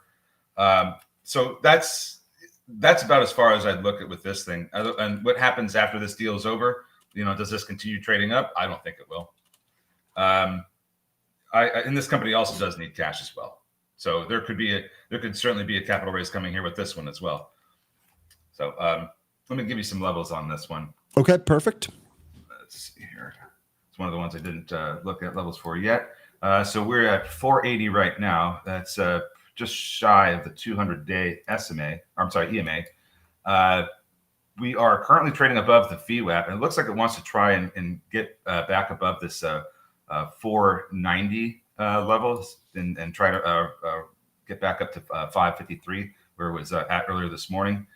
Not liking the volume right now. Certainly looks like we could start to expand or maybe even make some of the liquid moves. But right now, I just don't like the way the volume looks. I think I would kind of just lean on that EMA, that 200-day EMA, as this is the next big area of resistance. If we somehow manage to get through that, then it looks like there could be some.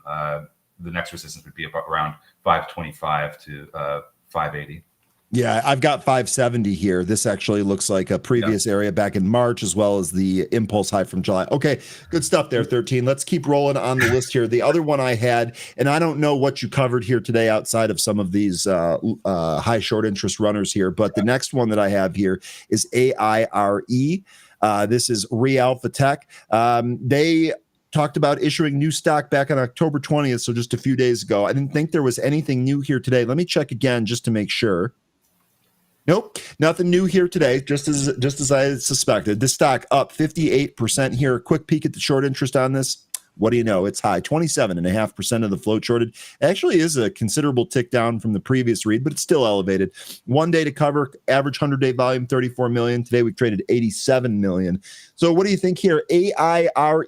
Again, this also has a pre-market resistance area high at 140. Actually, it looks like it's using $1 as a support level here today as well. Yeah, so when I was looking at this one this morning, it was under $1, and so I was thinking, well, maybe this probably isn't so great, and I moved on to something else because this was about this was like about 8.45 ish. It was trading around 90 cents, which interestingly might actually be a support area, to be honest. Now that I look at this chart.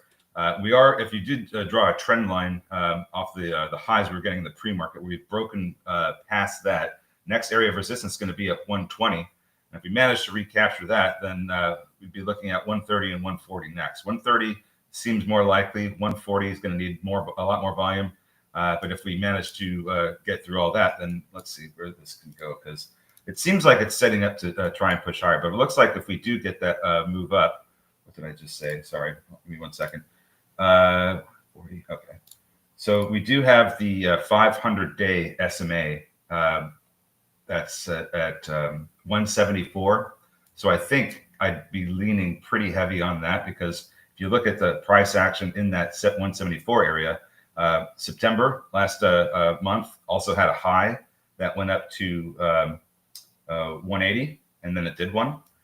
And that was also the same supply area back from earlier this year in February and January, where the price went sideways after a big pop in December. So this supply area here, from about I'd say maybe 150 to $2, is going to probably continue to provide some resistance here today. Okay. Good stuff there. AIRE. Did you have any others on the list that you wanted me to go over, like BNBX or AREB? No, I just had noticed earlier that there was a question about what makes Beyond Meat a junky company, and one of the things is that they've had the same business that they've had before. They were in over 5,000 stores. The products didn't sell because they weren't good, and the company was going bankrupt. And now here they are they have capital now. They're trying to get back into Walmart. I don't think the appeal is there for this type of product. So I think it's going to go through its cycle of failing again. Yeah, I completely agree with you. I think that the only cohort that likes this product are the people that think meat is bad and will eat anything in lieu of meat, as opposed to actual fresh things that are good for you, as opposed to these chemical patties. So I'm with you on that. The product is absolute garbage. We actually talked about this yesterday. I didn't think there was a single person in here yesterday that said that the product was good when we were talking about it. I was looking for it because there was a lot of comments about how bad it was. Anyway, next here on the list, BNBX. This is Applied DNA Sciences. This actually does have a catalyst. Popped above 8, came back in, but it's curling towards the VWAP as we speak. Applied DNA Sciences shares are trading higher after the company announced it closed a private placement in public equity financing, which resulted in gross proceeds of approximately $27 million. Also, the company purchased an additional 4,908 BNB tokens. So that's part of its digital asset treasury strategy using the BNB coin, I would guess. As mentioned, it did pop, came back and curled back in. We would really want to see this volume continue to expand. We've actually made the curl back attempt to the VWAP. It looks like we tested it and came back in from it. So to me, one of the things I really want to see here is a step up in some of the volume over the pre-market levels. That might drive us higher here. I have no short interest on this. This might have been a ticker change, right? Because this was a different ticker before, and the short interest probably isn't updated till the next print. So I'll see if I can track that down. But 13, do you have anything here? BNBX. I was just looking to see what this was before. I can't seem to find it quick enough. But anyway, so this had a pop up to 840. Sorry, I just took on my screen. 847, and I was looking in that area to see what it was running into. And I don't think I really saw too much of anything, except there's this gap that was filled in the pre-market. And that gap, if you're looking at the real bodies, it starts from about $6, goes up to about $7.75. So we extended a little bit beyond that, but there's this consolidation just before that gap that I think is where the price found some resistance. So not sure if we're going to end up seeing that same price action again. We're kind of sinking as we approach the open here, but we do have the 65-day EMA at 557. So on the way back up, I would probably expect some resistance up in that area. It's also towards the top of this consolidation from earlier this year in June to the end of July. So that's kind of what I'd be leaning on right now. We still have to recapture VWAP. That's going to be at 567. And then it's just those levels of the supply and the gap fill that I have just be above that. If we manage to get above 850, we can explore some other levels, but that's all I've got for the moment. Okay, good stuff there. BNBX. Do you have any others on this list that you wanted to go over? We've got 7 minutes left here. We could even kind of cover some of the bigger earnings that Jay was asking about earlier, like Hilton, GEV, and Intuitive Surgical. You want to take a look at any of that stuff? Whatever you guys want to look at, I'm fine with. All right. And then the other thing here, Jay Harris is asking, does a Netflix call look good here today? So I was wondering about that too. I was wondering if maybe just a short-term trade here on Netflix. Here's the thing. I want to feel confident that this stock has bottomed out.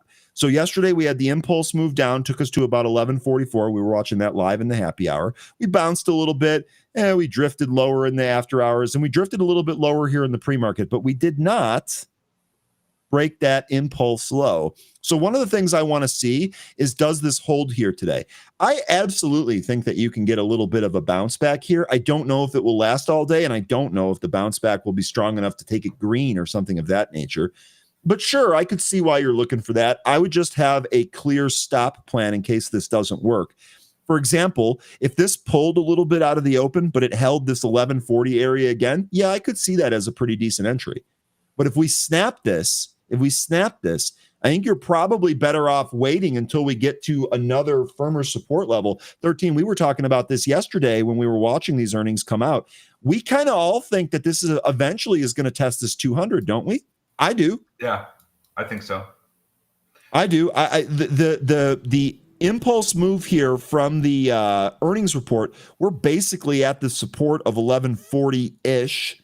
I know Netflix is such an expensive stock. You could probably make that range a little bit bigger than just one number, maybe 1135 to 1144. But to me here, I would rather this stock actually take the 200 out and then recapture it in short order. To me, I would feel a lot more confident about an entry there. That's not what you asked about, though. You asked about a call here today. We want to see some type of indication that this is going to bounce as opposed to retesting some of the lower levels. Yeah, I think, you had it on your screen earlier. Me? Yeah, where it's going to have to hold up.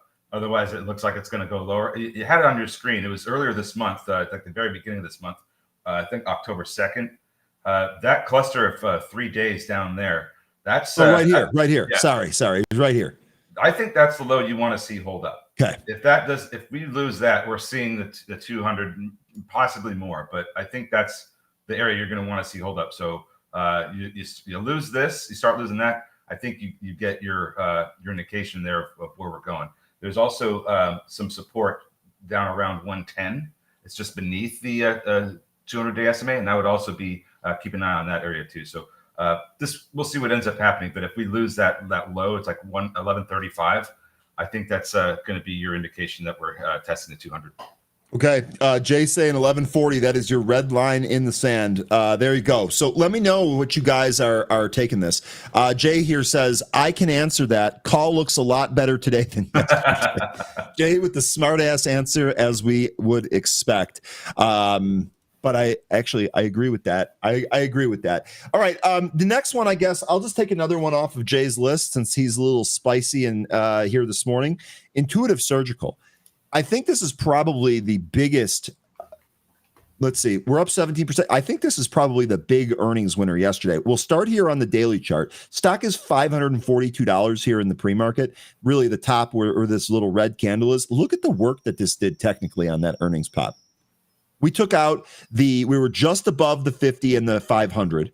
We took out the 100 and the 200, and it actually looks like we ran right up to this previous support and resistance area. I've got it about 545, so maybe we didn't quite get there yet. We'll see if we do. And this is also entering the low volume area of the volume profile that we have on ISRG. Let me back it out and see if that, you know what? It becomes even more apparent. We are definitely at a key level here for ISRG. The earnings here for this one, I actually have them here, I believe, in my note sheet. No, I don't. Let me just go to the news feed. That'll be a lot easier. Here's your print for ISRG. And I'm curious to know if any of you are going to trade this here on maybe like a gap and go or something of that nature.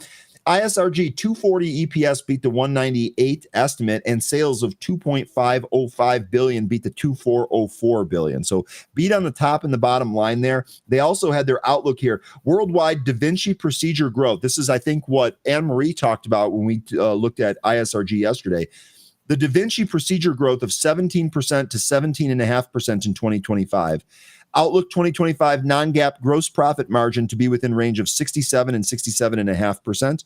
and the non-GAAP gross profit margin includes estimated impact of tariffs of 0.7 of revenue, or 10 basis points.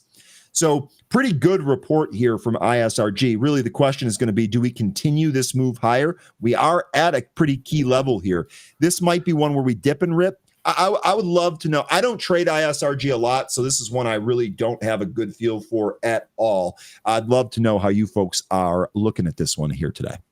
So if you look at this this area back in May, where it kind of was topping out around 560, draw a line at 560. I would just say draw a line at 560 and then go to your 5-minute chart and look at what happened this morning. Okay, let's get 560 on. Oh, there it is, 560. And let me actually correct this bar real quick. Boop, boop. And then here's your 5-minute chart. Yeah. So I think that's going to be the spot that I'd be looking to for a breakout. That 560 has already suppressed the impulse move. And if we can get through that, and it looks like it's going to need a little bit more than 560 to get through it, this could go on a run up towards 590 to maybe even 600 if we can get over this 560 area, start closing over that. Okay. There's a little gap we just opened. There's a little gap that is back from February. It's like a $9 gap, so I wouldn't think too much of it with a $500+ stock. But it's from February 24th to 25th. That also helps fuel some upside. So there's a couple of things to look at there for iSearch. Okay, Netflix first move here is down out of the open, by the way. All right. So we just gave up that pre-market low, that 1140 line in the sand that we talked about. Looks like that's going to get tested here. Actually, I have this breaking through at 1135 and lower we go here on Netflix. Yikes. All right. So the ones we looked at this morning, BYND is trying to catch a bid underneath the 65 EMA. FLWS started selling off, about 20 minutes before the opening bell, hitting a high of 888. Now it's coming down to get some support from the sideways consolidation from about 740 to 840 this morning. We want to see some support kick in there. DNUT is trying to move higher or trying to get over $5. Might get it here, but I do see some sellers in the way at 5, so not sure. BNBX back up to VWAP. This one might actually go on a bit of a move, to be honest. I just let's see. It's got a really small float, so this one might be the easiest one to push around here today. Okay, actually looks like I've got the VWAP here at 561 in my broker. It looks like we pushed right up to that and just popped through it. Wow. Nice move right there through VWAP. This might be going a little bit further. Yeah. EMBX looking good, says Tuna. Wiss is on it too. Yeah, got to get through the seller at 6. Really good call there. I didn't get this one. Too slow. Not going to chase it here in case this just pulls back on me. Really good mention, though. Yeah, which it could do. All right. There we go. It's really taken off now. Yeah, Netflix actually looks like it's trying to reflirt with that 1140 level that we outlined as the line in the sand there. Now, this might run into BNBX might run into a little bit more sellers as we approach 7. I just pulled it back down beneath 6. That was a nice quick break. That was a nice little pop there. I had props on that one. I didn't get that one myself, but that was not bad. ISRG rolled over a little bit more, and it looks like Netflix might not be done testing that lower level there. We have DNUT. Sorry, go ahead. I was going to say, FLWS, how's that working? That's trying to turn around, it looks like. We'll see if it can get going here. Seller in the way at 7. DNUT still having a hard time with the $5 area. As a matter of fact, we might end up losing the 65 EMA here. Flowers getting squeezed, looking for a test of that VWAP at 748.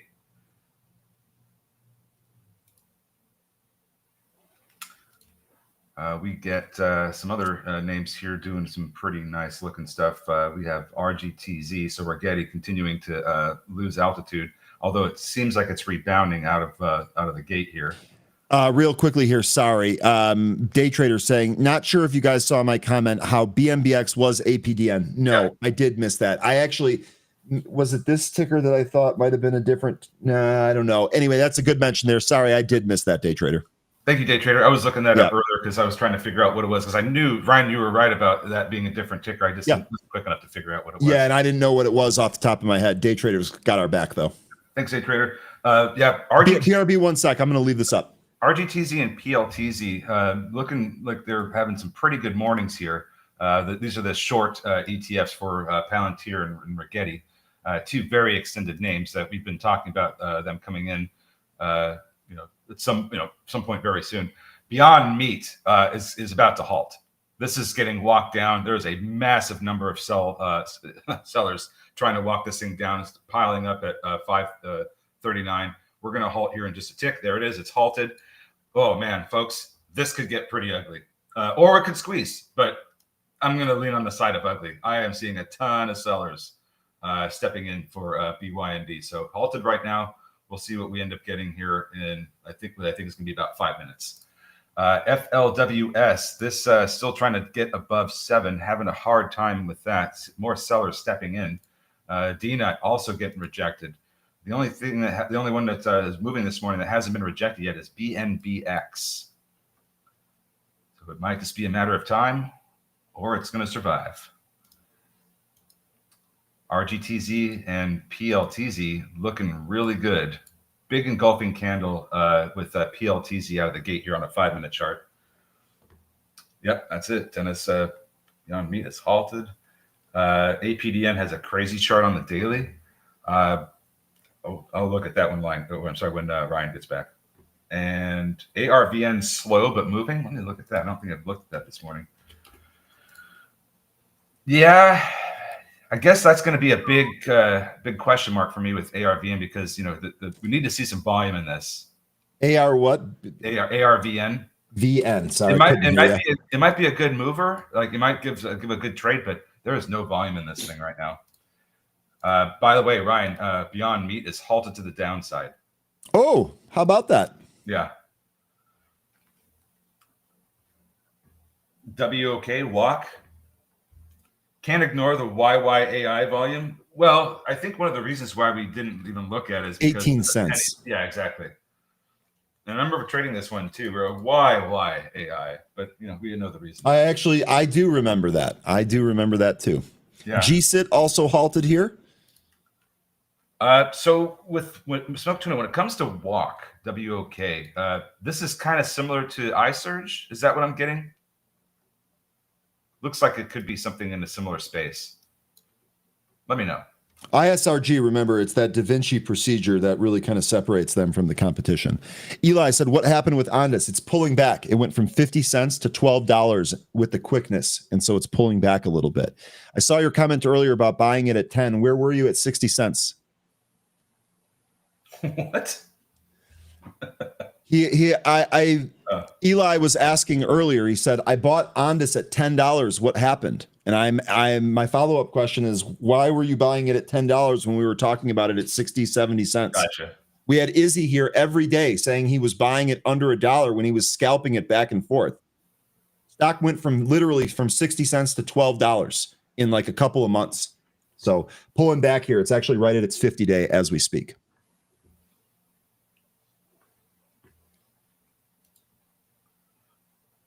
PLTZ continuing to climb. Can't say this. Oh, and now we have BNBX halted to the downside. That popped above the VWAP and immediately pulled back. Mattel pulling back after its earnings. Here's another one that we talked about yesterday.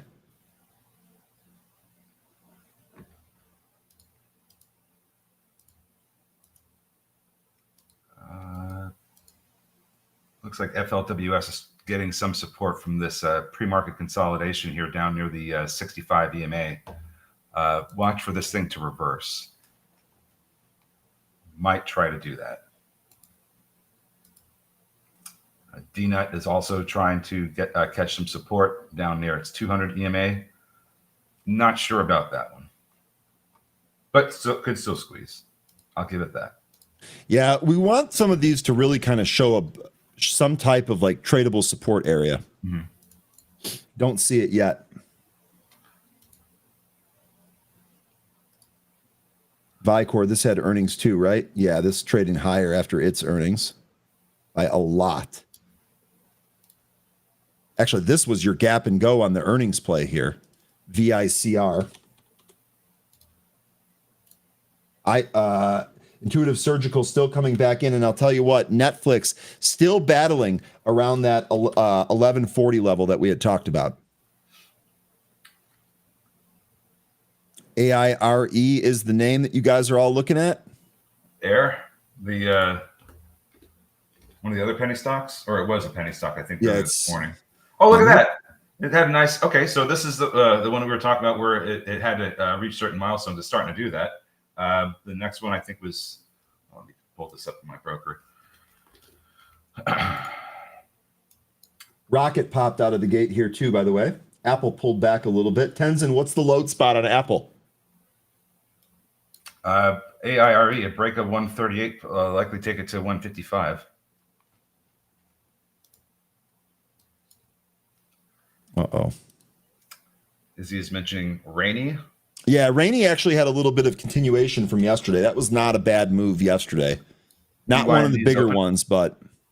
BYND is open and halted. Open to lower, printed 511, trying to turn around now.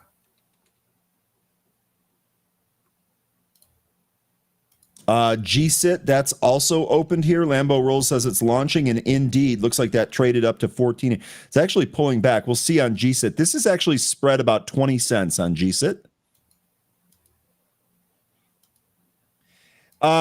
Jay, so you're talking about Winnebago, ticker WGO. I'll be honest, I know we've talked about this stock before, but I've never actually followed this. Does this have more legs? Can this really kind of run a little bit more? It's up 24% here today. Did it have news? It had earnings. Oh, okay. Better than expected Q4 financial results and issued guidance above estimates. Winnebago, how about that? Well, homes are unaffordable, so maybe this is the next best thing. These are expensive, though, aren't they? Those big RVs, they're expensive. Are they more expensive than homes? I don't know. I can't remember the last time I've gone Winnebago shop. I'm just, I'm half joking, but at the same time, this could be the alternative if people that can't, want to get out of the parents' house but don't want to, can't afford a home. Mobile homes. I mean, I'm just thinking here. What's the alternative? No. I'm not criticizing the thought process. I just don't know if this has more room to run. This to me seems like a regression back to the mean, probably on deck. Jay here says probably not. Probably does not have more room to run. FLWS reversing at the 65 EMA on the 5-minute. Ooh, we got a technical trade on that. Mm-hmm. Need to see more volume to get it. Winnebago higher. Class A starting at $209,000. Yeah, that's a price for a very small home. Well, depending on where you're at. Should caveat with that. Yeah. Is he saying that BlackBerry is moving? And they had news last night, late last night. Still waiting for this thing to go on a parabolic move because I feel like that's coming at some point. But I think it needs to close over the 50-month SMA first before that happens. Bind halted to the upside. Beyond Meat halted to the upside there. So that has me wondering, do you think people are going to file back into 1-800-Flowers, FLWS? Do we think that's on deck here with Bind halted? What is FLWS doing here? This is still open, right? Yeah, it's still open. And actually, look, this might, I almost wonder if we're going to get a 7 test here. Just literally as we were talking, got that pop there, FLWS. See if this moves above 7. You might have more of a trade here. I'd still be careful with some of these squeeze trades, just to be clear. Yeah. Sorry, what was that? Well, getting a reversal with Krispy Kreme, it's trying to make its way through the consolidation from the pre-market. The high in the regular session is 496, 497. I've got this right against its VWAP. Yeah. So okay. Yeah, mine's right about there too. So we're trying to go higher here. I do see a whole bunch of sellers in the way from here to $5. If we get some volume expansion, we'll just chew those guys up. So I've got 475 as the VWAP here in my broker, and I've got 479 as the VWAP in TradingView. Looks like this is actually dipping and pulling a little bit beneath the VWAP here, at least so far in the broker. We'll see if DNUT gets rolling here. This was actually a nice move back up to its VWAP. From that, I think you called that, right? That 200 EMA? It might have been that one, yeah. Yeah. So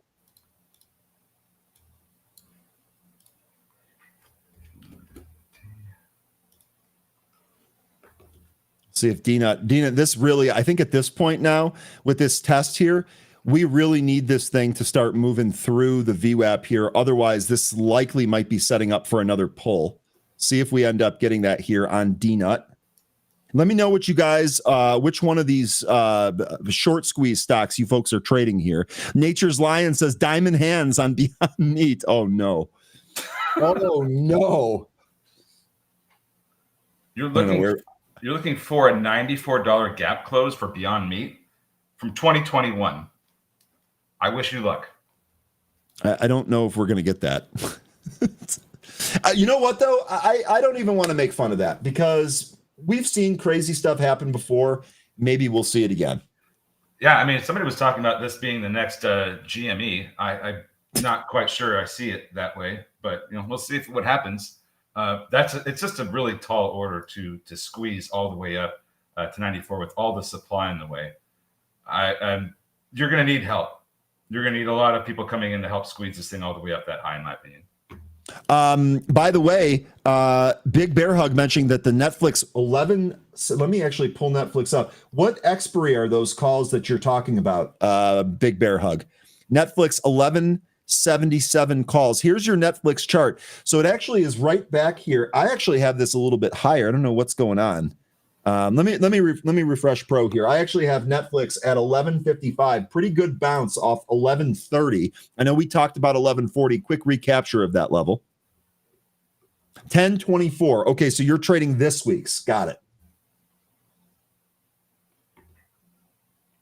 And it's that 1177 and a half call, I think, that you're talking about. That call is down 90% today. Wow, BlackBerry went all the way up to $5.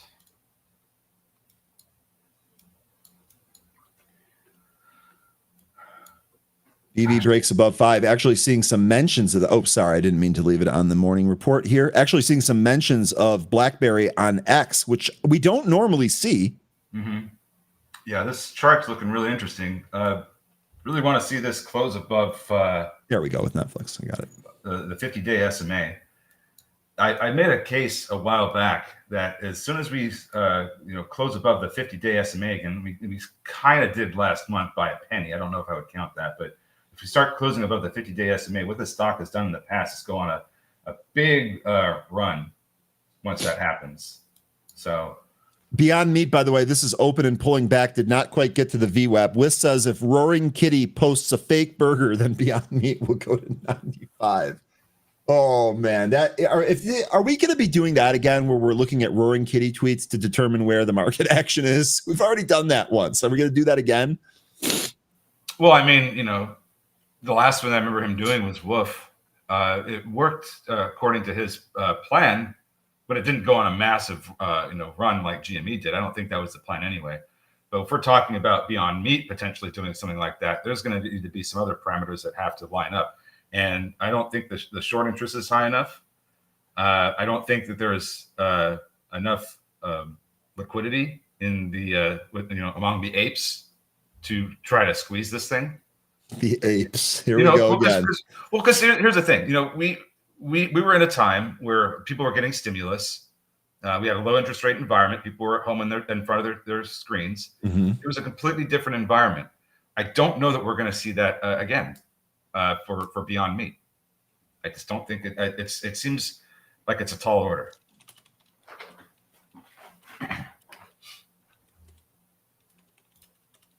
PLTZ coming back in. So, and as is RGT. So those names still getting squeezed a little bit. Actually, Dina putting in some work now. This is coming up to the session high, looking for $5. There is a little seller. Oh, no, I just reloaded that. There's a big seller in the way at $5 now. There's another one that was just hanging out at 5.10 as well. So we'll see if they can get up there. The price can get up to that $5 and through it. All that those sellers. The block, still a slow mover, but kind of going. That's WOK, right? Yeah. FLWS, flowers.com, that's still trying to hold above its 65 EMA, but I'm a little bit concerned about this holding up here. Glad to have you, Natureline. Hey, a little bit of entertainment and comedic relief, never a bad thing, in my opinion. I won't say that we can't make it happen again, but remember what I was just saying. We need all those things to happen. We need a lot of those conditions to be met if we're going to see a GME type squeeze. And I just don't think that we're there right now, especially with no stimulus and the ability, not really an easy ability to borrow at low rates either. Let's see what happens. Let's see what happens if we get a fake burger tweet from Roaring Kitty, though. I'm just kidding. 13. Like buns sandwiched around a tree or something, right? Something like that. Just something wild like that. Someone else was talking about earlier when we were discussing the crappiness of the Beyond Meat product.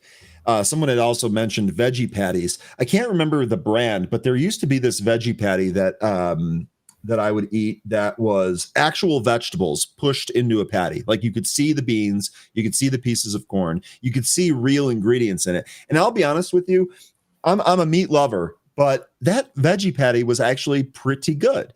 Not even close to the chemical patties of some of these, Impossible or Beyond Meat. By the way, ASTS, this had news yesterday about an offering. So proposed private offering, stock down 9.3% here. Jay, what do you think? Do you think that this has a chance of getting bought back up? I know it's one of those high flyer names that's kind of getting shellacked. This looks like it's going to still come. I mean, I think we were looking at $40 for this thing to come into. There's going to be some support on the way down. One of the earliest areas is going to be about 60. Okay, so we're still looking for some more downside, it sounds like. I would think so, yeah. Okay. Okie dokie. It's going to keep running through some ISRG. This, what do we think here? Do we think that this is maybe setting up, maybe kind of digesting the post earnings here, maybe setting up for another move towards the pre-market highs? I mean, I could see a 13-point move here. Diamond Hotline, you think this is a reversal spot here for FLWS? This is where I traded it earlier when it hit the 65 EMA earlier this morning. It was a nice reversal. Doesn't have the same volume, so I'm a little bit more concerned about it getting back up there, but we'll see. Real quick here, Jay, ASTS Oklo, I would not press the shorts here if you did not short them higher. So let me ask you, if we got another bounce back up, would you consider shorting that bounce? Or I guess maybe you'd have to see how that ends up playing out. Let me know, though. I'm curious because I don't think we're at the end of this, but I don't think it's going to move down in a straight line. And I think a bounce definitely possible. ELBM getting a mention here from Matthew. This is up right out of the gate. This is a one that we have traded previously at a much higher level, though. Looks like some of the short ETFs for RGT, for Getty and I haven't even looked at that today. Sorry. No, that's okay. They had some pretty nice action out of the gate, but they've slowed down considerably. Actually, this RGTZ chart looks like this might turn up too. Obviously, Rigetti would have to roll over to the lows, but that's also possible.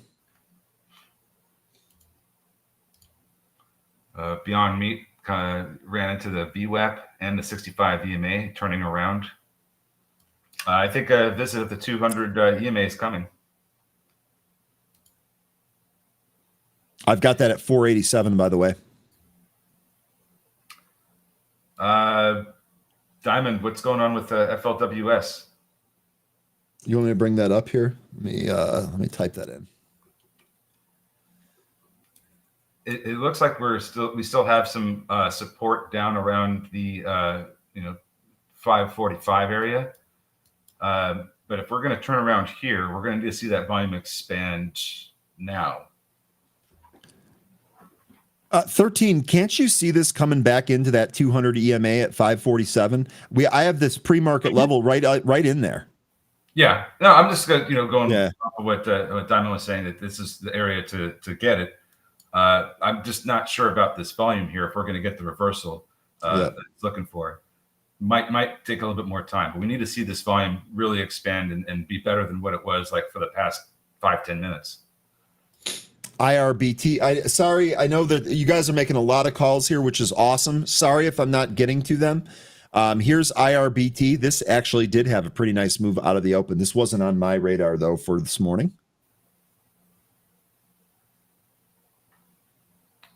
iRobot is on them. Oh, and Cam, that's good. So we did mention to our team to reach out to them. Let me know if anyone else. There were several of you that said that you didn't hear from David's team. Let me know if that's all been taken care of now. We did reach out to them on your request.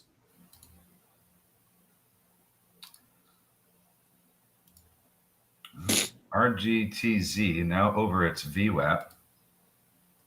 Palantir not yet, or PLTZ not yet. Beyond Meat, looking like it's we're still making our way towards the 200 EMA on the 5-minute. DNet trying to hold above the 65 EMA. Volumes really seems to have left this one. Yep.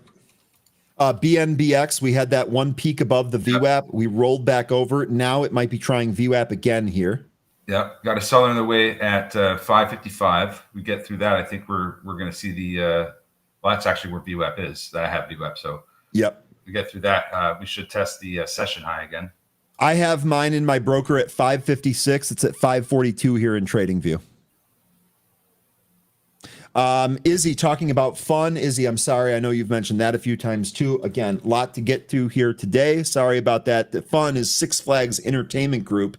Did this have earnings yet? What was this? No, earnings unconfirmed for 2 weeks from now. Is this a high short interest name? Looks like this is moving at the same time. Yeah, it is. 23.48% with 5 days to cover. So it looks like another short squeeze candidate here. We're just hitting all the highly shorted names. Oh, you know what? We also had something on yesterday from Jana Partners here. Six Flag offers opportunity for significant shareholder value creation, says the group collectively, along with Murphy and Kelsey, own an economic interest of approximately 9% in Six Flags. Plans to engage with the Six Flag board and management regarding opportunities to enhance shareholder value. So it looks like activist investor there in FUN. Izzy, do you think that this breaks the after hours highs yesterday? I would call that 27. So Taylor Swift has a stake in fun, huh? Well, I see what you did there. It's the news mentions it as Kelsey, but perhaps you're reading through there. But yes, Day Trader, you are correct. Day Trader said, I saw something where Travis Kelsey, Izzy, I think you said that earlier too, if I'm not mistaken. Again, there was a lot going on, but that does, in fact, that is what's going on here with ticker FUN. And Izzy, you think a 27 test here, maybe another move up towards 27. I sold it yesterday after hours. Okay, appreciate it. By the way, BMBX rejected at its VWAP after that curl attempt. Yep. Netflix rolled back over. Looks like that bounce went from 1130 to 1160 and is now sinking through the 1140 level. Sorry, 13, get in there. DNet lost at 65 EMA. Beyond Meat still trying to recover from the 511 low. We did get a rejection off the VWAP. It's trying to turn around and come back up towards it. Walk is lost at 65 EMA as well. Looks like that's going to test the 200 soon. AIRE it's getting a VWAP rejection. That's going to come down to 65 EMA soon. FLWS still hasn't recovered the 65 EMA. That looks like it's headed towards its 200 EMA. BENF, this was getting mentioned here in the chat. This was a penny stock. Tuna, you had mentioned this one earlier. This is a nice little rip off of its VWAP up here. 120 looks to be stopping it. At least so far. Was this the one that had low volume? I don't remember. No, it was just a penny stock in the pre-market. It had some pre-market volume here today. This had, after hours, this had earnings. Miss on the top and the bottom line. Looks like BNBX is trying to hit that VWAP again. A lot of sellers in the way. You said BNBX? Yeah. A lot of sellers trying to walk this thing back down.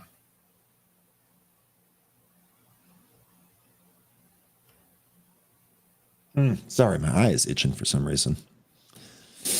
NKLR under its SPAC price, it's probably going to continue to de-SPAC.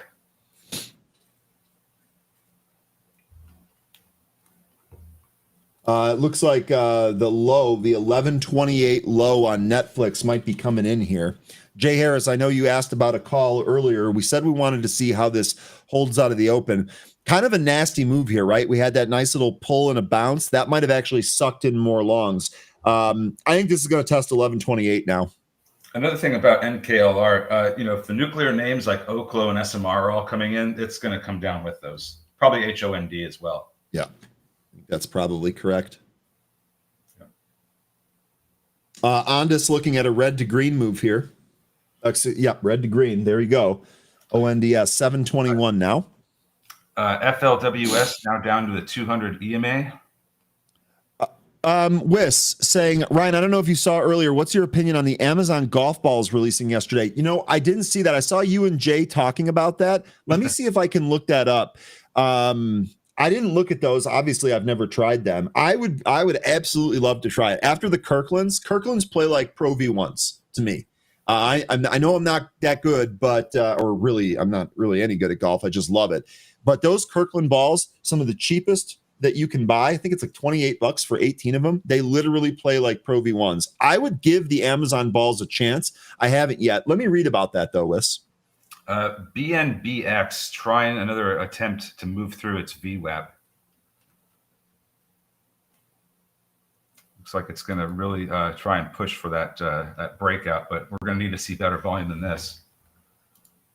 We're starting to get a little bit of a turnaround here in FLWS after hitting the 200 EMA. So we'll see if it can get this momentum going here that takes it back up towards the 65 EMA. I still have BNBX on here. I do want to see what happens at this VWAP. Again, I've got that at 541 in TradingView. In my broker, it's at 555. What value did you have for this 113?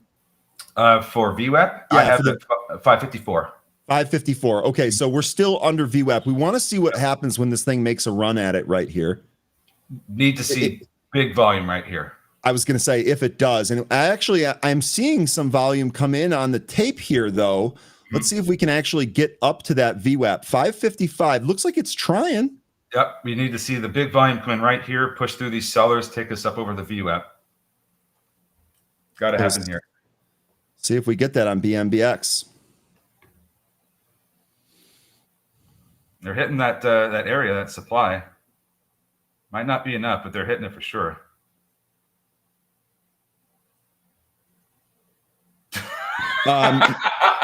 That's a great one, producer. Apple finished the day up 2%. Now watch this drive. That's awesome. Marcus here saying for amateurs, Kirklands are decent, but nowhere near Pro V1s in terms of distance. I definitely consider myself an amateur. And you're right, Marcus. I don't think we're going to see pros adopting the Kirkland ball, but at least for my weekend hacking. By the way, BNBX did get that move. And guess what, 13? It actually did happen on some volume there. At least I saw it on the level 2 as we moved through the VWAP. That's scalp done. Nice. Okay. Now, here we go. Oh, we just had a nice little pop there that took it up a bit higher, up into the almost 570. Getting a rejection now that's pulling it back under VWAP. if this does manage to pull itself back over VWAP again, I think the next resistance is going to be pretty heavy at $6.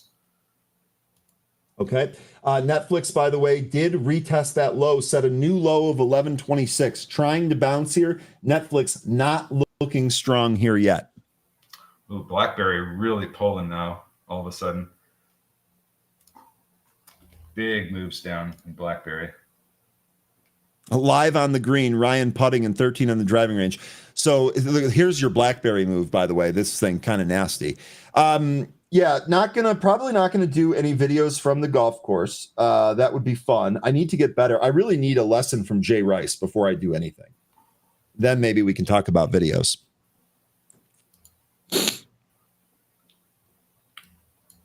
It's like AIRE is trying to get a lift here back over the 118 to 120 area where there's resistance. Not a bad mention. By the way, BNBX now pulling away from that VWAP. So really kind of selling into that pop above the VWAP, at least so far, seemed to be the move. We'll see if that reloads at all on BNBX.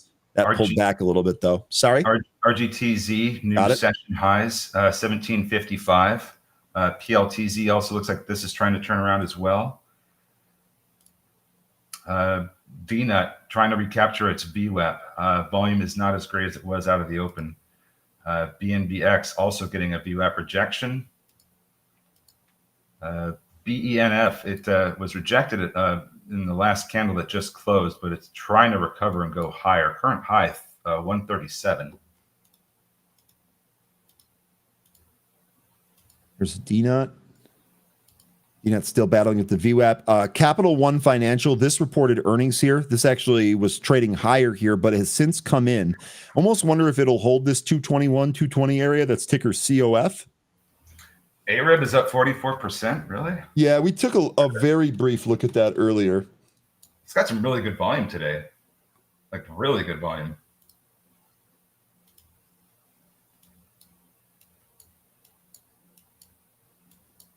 What are we thinking? 183? That impulse high move there on AREB? Rax is back? Yeah, that 185 to 1. I mean, we could even go up as high as 2, but that 185 to $2, that's the area right there. That's where all the sellers are hanging out, because every time we get up in that range, it's just massive moves down. Real quickly here, Jay, on the trade desk, ticker TTD. First of all, I got to imagine Lions liking this. I know we were talking about this recently. This is not bad. You had said yesterday, Jay, you might be able to learn something from Netflix's earnings report. Now, obviously, Netflix struggling here, at least the stock is. Netflix said in their earnings yesterday, we recorded our best ad sales quarter ever and doubled our commitments in the U.S. upfront. Did you take anything away from that towards TTD, Jay? Maybe that's why TTD is holding up here pretty well, still in green. So positive ad revenue is the takeaway there, right? Yeah. So are we expecting something similar with maybe some of these more these larger names that rely on ad revenue, like Google, perhaps? Well, yeah, I think that was the thesis here. I think, and Jay, correct me if I'm getting this wrong here, but I think what we were talking about yesterday is that if the ad revenue is good for Netflix, maybe we can expect something similar in the trade desk. Their earnings don't come till November 6th, if I recall correctly. Let me actually confirm that date for us real quick. Indeed, November 6th after hours. And let me look at the calendar there. November 6th is a Thursday. Rigetti at the lows. Yep. GTZ did the thing. AIRE is still trying to hammer this 118 to 120 area. Still a lot of sellers in the way up above this price, but still trying to chew its way through. Volume has really seemingly slowed down on a lot of these. Yeah, names. it sure has. It sure has. Let's check Beyond Meat. That thing was the thing trading on ridiculous volume earlier. You know, this is not breaking down. Whis, did you say that this might not be done earlier? Maybe you're on to something with that.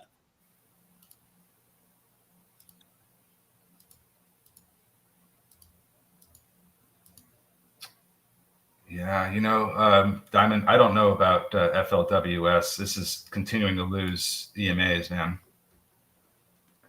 Tell you what, at least for some of these squeeze stocks, Beyond Meat looks a lot better than FLWS. Yeah. I can't even believe those words just came out of my mouth, but here we are. You might see FLWS potentially find support underneath $5, maybe in the 480s, but not looking great right now. Nature's Lion says, I told you, gap at 94. Okay, I don't think you can do I told you so's until it actually happened, and we are considerably far away from 94. I'm not saying it's not going to happen. I'm just saying maybe hold the victory lap until it actually happens.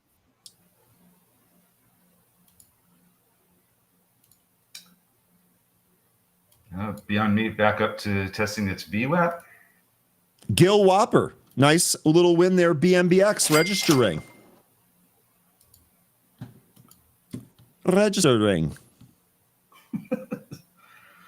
Barry the Goat says Beyond Meat is not even close to being finished. It's the GME 2.0. Yeah, I just don't see it. We're not in the same environment. Somebody a while back said that Doge was going to go back to $1. That never happened. And what was the other one? Shiba Inu? That was supposed to mint a whole bunch of millionaires? It's the environment that existed back then does not exist right now, folks. Beyond Meat, we're at the VWAP here. I've got this at 642 in TradingView, 641 in the broker.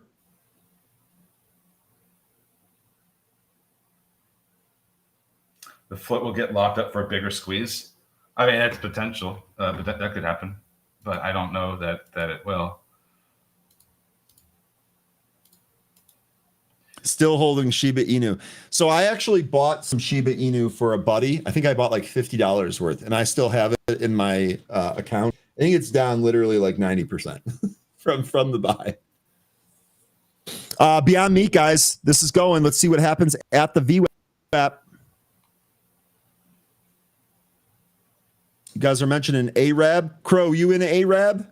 AREB, excuse me. AREB. $2 test coming here. Beyond Meat, 6 cents away, 4 cents away from its VWAP. Here we go on Beyond Meat. Yeah, AREB continued. Dude, it went right through that Beyond Meat. Oh my gosh. Seller at $2. Big seller at $2 for AREB could provide some resistance. What's going on here with Beyond Meat's going to be halted here at 673.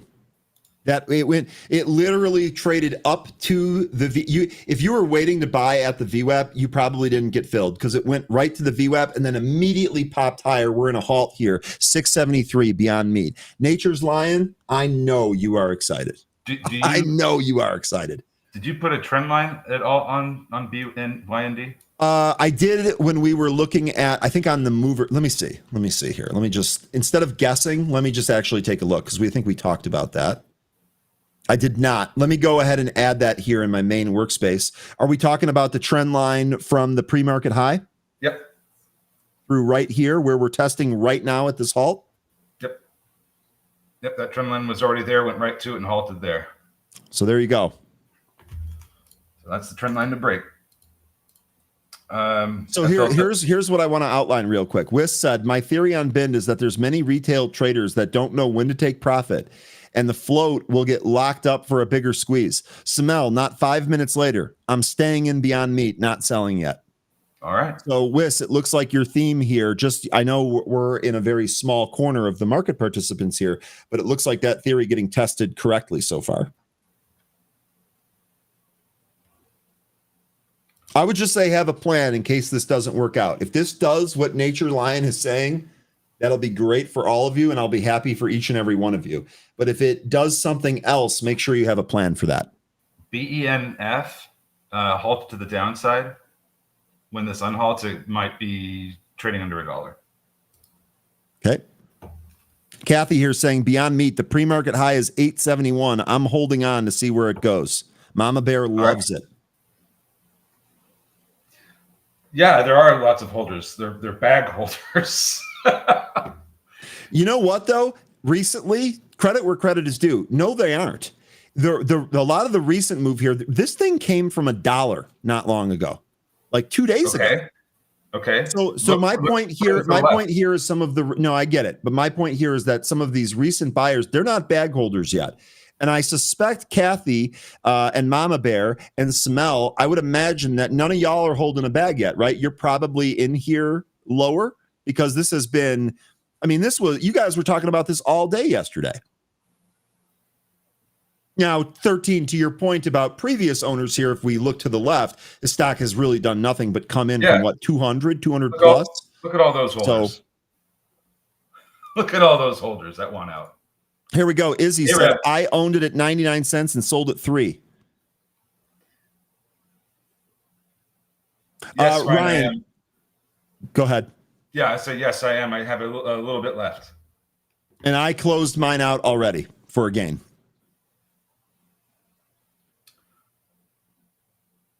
Yeah, AREB pushing up towards the pre-market high of 208. I had a nice pop just a moment ago.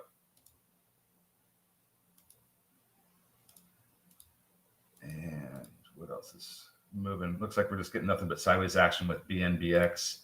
DNUT just had a move over its VWAP. Looking to get into the $5 handle again. Palantir just had a big drop that caused PLTZ to pop. So say that again. Palantir just had a drop that caused PLTZ to pop. I got it. Rigetti maybe slowing down here at 37. Looks like the selling is kind of abating a little bit, at least for the time being.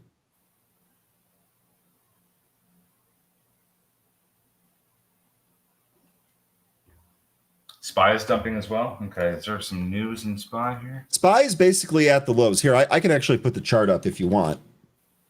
SPY is basically at the pre-market lows. Yep. Pre-market after hours lows here. We did peak beneath that. I laugh every time you say DNUT. Well, then you're probably having a good day. There's probably a lot of smiles coming from your end. Yeah, I've got to be very careful about how I describe the movement of that stock. Yeah, probably. Don't tempt me. Hey, I'm not playing with fire today, 13. Not today. We'll see what happens here when Beyond Meat gets out of its halt. By the way, that halted at 10:11. So we're actually 10:11:26. If it's a 5-minute halt, we're due 20 seconds. Parker Singer Swim mentioning SLB. Billy F also saying G Pro new lineup. iBio is cooking. That was one that was moving yesterday, wasn't it? iBio? Looks like it was getting some activity yesterday. Beyond Meat is open. It actually moved a little bit lower, and there's a ton of stock for sale at 673. They actually hit it a little bit and yanked it right off that spot. If this gets rejected here, you're going to want to see VWAP hold it up. 642 is your VWAP.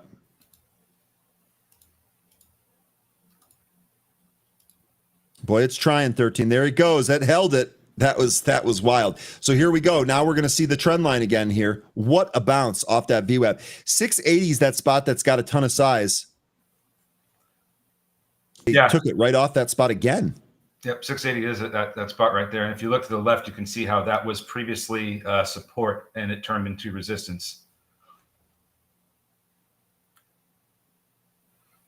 But yeah, they really need to see a big volume expansion here if they're going to chew through that 680 seller.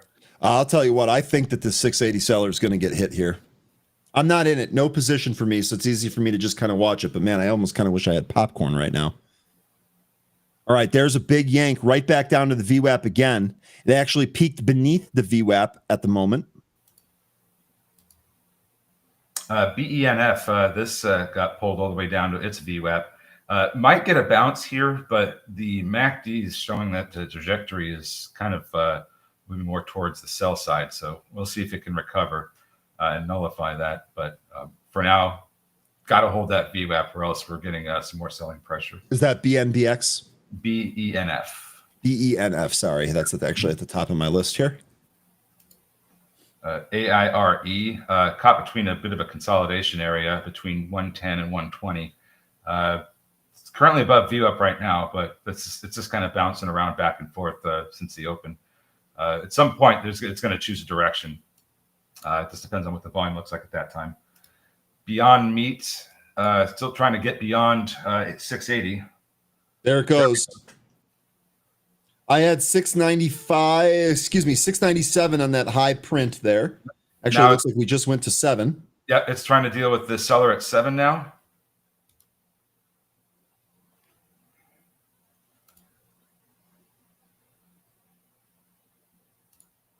And FLWS just not looking great. Not great, huh? The sympathy play didn't really work well. It's been the initial play here that's been the best. Yeah, The initial short play. Yeah, BENF Short squeeze, I guess. Trying to get a lift here to prevent from curling over within the MACD. Getting support from the VWAP right now. Resistance looks to be at about 115. Netflix back down to 1130. Boy, I tell you what, it looks like it might retest that 1127 downside area here today again.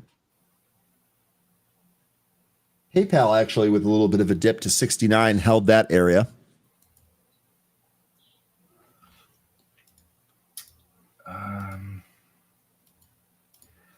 DNAT, I'm not sure about right now. It's above VWAP, but I don't like the formation it's been making since the open. I might be looking too much into this, but the volume isn't great. The chart doesn't look great. I think I'd be careful with DNAT.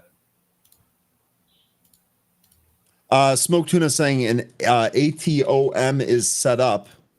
This wasn't on the list here. This is actually down 32%. Okay, so we're looking like a possible setup to move through 3 here. And then it looks like we had a big move down starting at 424. What was the news here on this?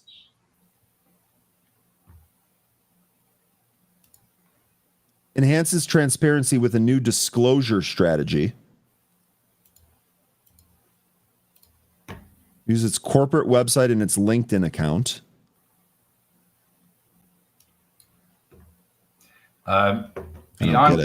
Beyond Meat running into some resistance. It might push a little bit higher up towards 730 to 740. But if we start turning around here, we're going to want to look at that trend line that we drew as support. There you go. Got it on screen for you. Yeah, so could see some more upward movement here as we run into some of these supply zones. But if we do get a rejection that pulls it back down, we're going to want this trend line to be our support area. Yassine says, I'm starting a new position in Netflix small here to the long side. Yassine, if it pulls down to the 200-day, are you adding more there? What's the exit plan on the downside for that? We talked in happy hour yesterday about maybe waiting out the 200-day on Netflix for a possible long swing attempt. Just wondering what you're thinking about doing if that does move against you. Izzy, I don't know. I think I still would like to see this come down to the 1018 low that it put in back in June.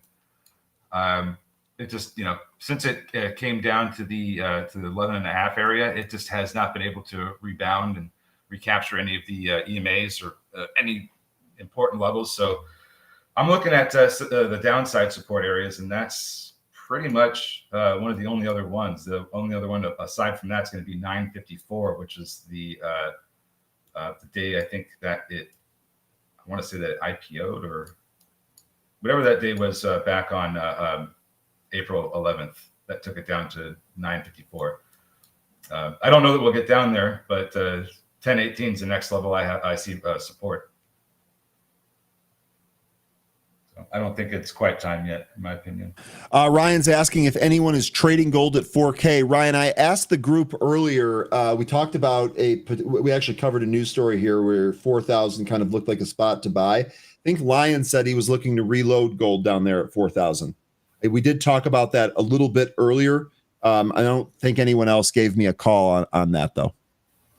Looks like BENF had a nice rebound off the VWAP, still trying to push higher. We need to see the volume expand some more if we're going to move back up. Otherwise, this is, like I was saying earlier, this is going to curl over and head lower. But looking like we're getting some decent rebound action happening. We just got to get the volume in order to push us past 120.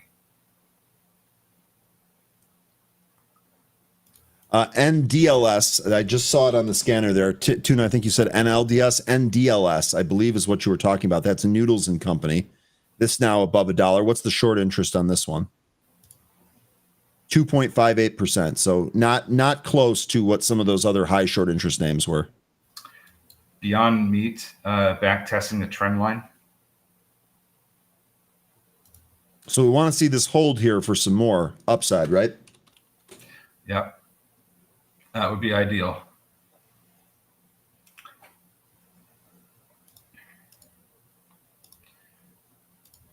It's just not a whole lot of really lows, Goldman Sachs new lows, Netflix new lows. Bitcoin pulling as well. SPY at the lows. NASDAQ approaching the intraday lows. Dow still kind of holding in the same range.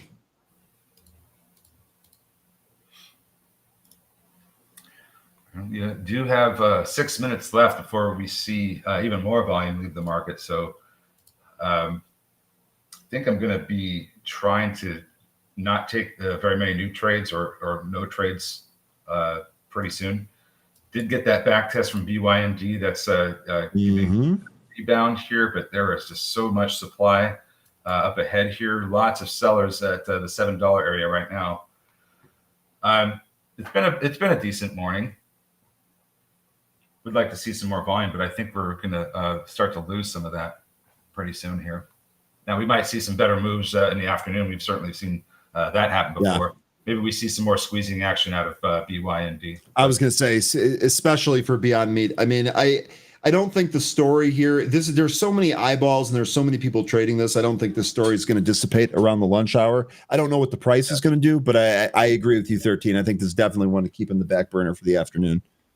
Any bit of volume that flows into this is likely going to drag more volume into it. So you might be able to get a trade just off that.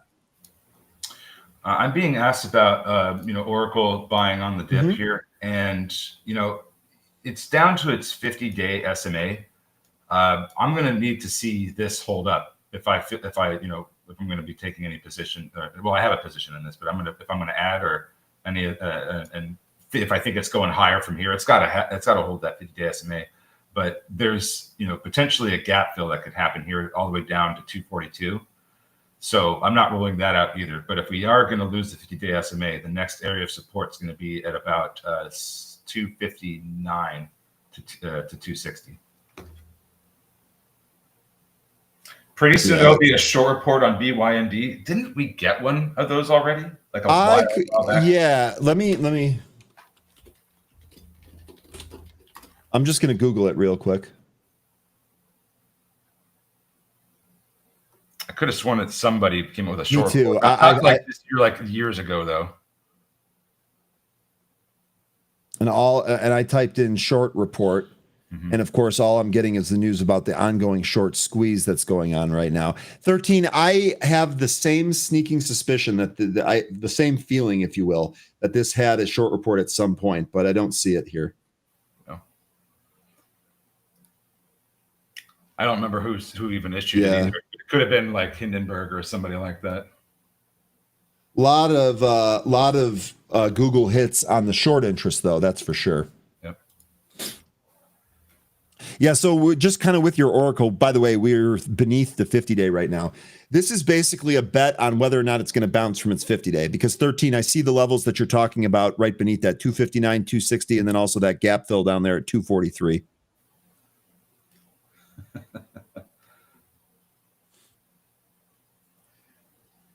Hindenburg or Citron, yeah, I don't think Hindenburg, because they're done. They don't do that anymore. Maybe they were actually good. They were Hindenburg. Good, yeah. They were. Yeah. But yeah, unfortunately, Hindenburg stopped doing that. They announced it. Was it this year they announced it? I think it was this year that they said. Yeah, it was earlier this year. Air knifed. Oh yeah, it did. Halted to the downside, went through $1. See ya. So it was trading up on air? Yep. Light as a feather. DNUT had an ugly move through VWAP and 65 EMA. That's near the lows of the session. Big pull here across the board. Tech, SPY, Tesla, Goldman Sachs, Apple. That Apple was bouncing and it pulled off the high. Big pull here, market wide. Is government shutdown starting to affect markets? I feel like it, at some point soon it could. I have a suspicion that they're going to get this resolved before November 1st, because November 1st is when the ACA, the Affordable Care Act, the credits expire. And that currently receives 2/3 Republican voter support. So I'm pretty skeptical about the shutdown going on beyond November 1st. Okay. Yeah, and producer, how are we only at 102 likes today? I would amplify his question. What went wrong here today to not generate those likes? BYND continuing higher here. PLTZ, this thing is ripping on, and RGTZ is moving too. That's over $18. PLTZ is at $7.44.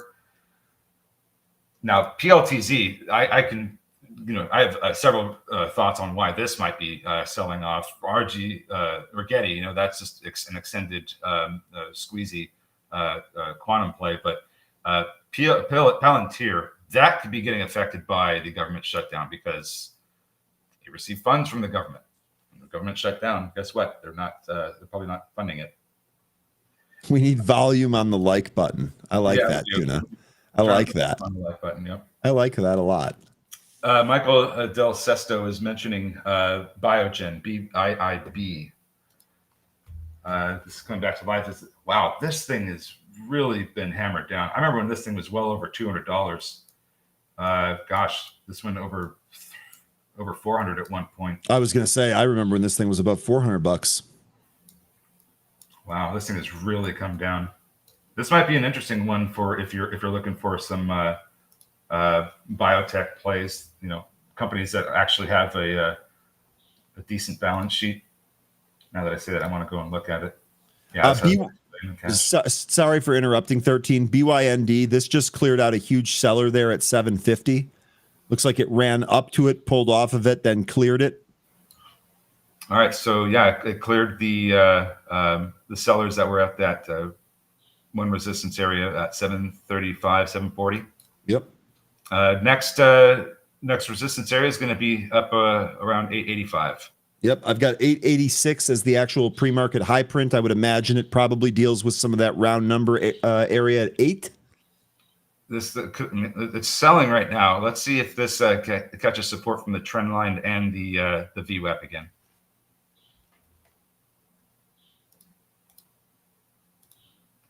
Wow, Palantir, what is going on here? Market had one foot out the door, didn't it? Look at Palantir. Oh, no problem, Michael. Glad I got it right. Yeah, we always try to get the names right. That's for sure. Michael, did I screw your name up a bunch of times? I must have. Oh wow. Okay, let's see. What are we doing, Palantir? 172, maybe. For Palantir? Yeah, next spot. You liking the 50-day SMA? Yeah, I'd say so. That'd probably be it. Yeah, you also have this 171. That's what day was that from? October 14th. That was your low from October 14th. Yeah, that's certainly. I mean, right now the big support area is 175. But if we lose 175, it's going to be the 50-day SMA. All right.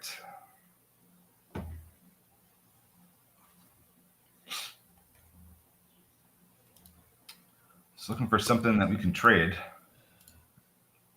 Looks like AIRE is unhalted and trying to reverse. It's got a lot of levels to recapture, but it's coming back up.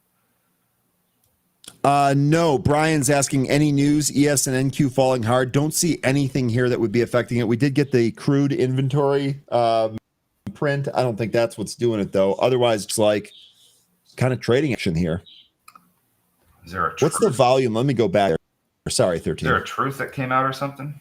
I didn't see any. Producers normally on top of that. I don't have Truth Social, so I don't see these things in real time, unfortunately. No truths. Nope. Producers already on top of it.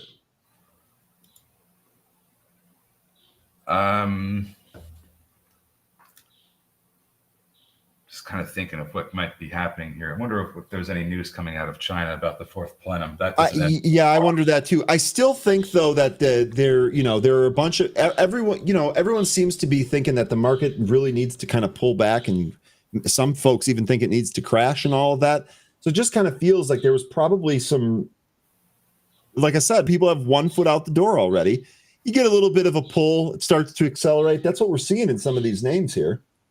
I don't think that we're going to really see people exiting the market as much as we're going to see rotation. Yeah, I agree with you. Costco at the highs. You know what? How about some of those food stocks that we've talked about? The Campbell's, this is green. Consumer staples, Tag, discretionary. I think those would be where all green. Yeah. So I think you're right on the rotation call, 13. I think that's absolutely what we're seeing here.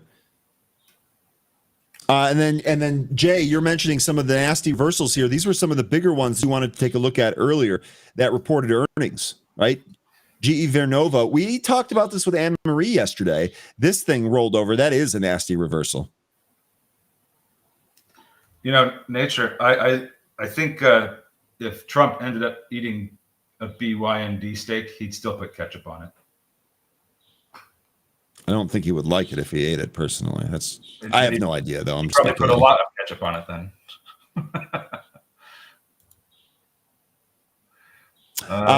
Barrington Edwards says, as an investor, it is required to have a truth account because one tweet or truth can disrupt the market. So I pushed back on you and said, no, you don't actually need that, because our news service here, for example, we report a lot of that stuff that moves it.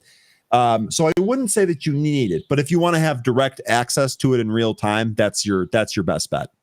Yeah, I'm not going to have a social media account, but I agree that one truth can absolutely move this market. We've already seen that many times.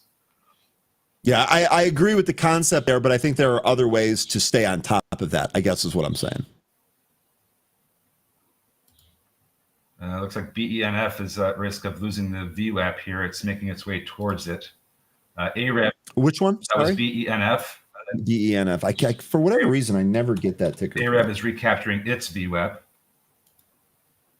BYND is losing the $7 handle. This might come back down to VWAP. I've got 652 as the VWAP on Beyond Meat. Now, it has bounced a few times from that, so if it comes back in, maybe. Looks like WALK is trying to walk its way up to 5. All right, so here comes BYND. I think that, yeah, that 650 area looks pretty good.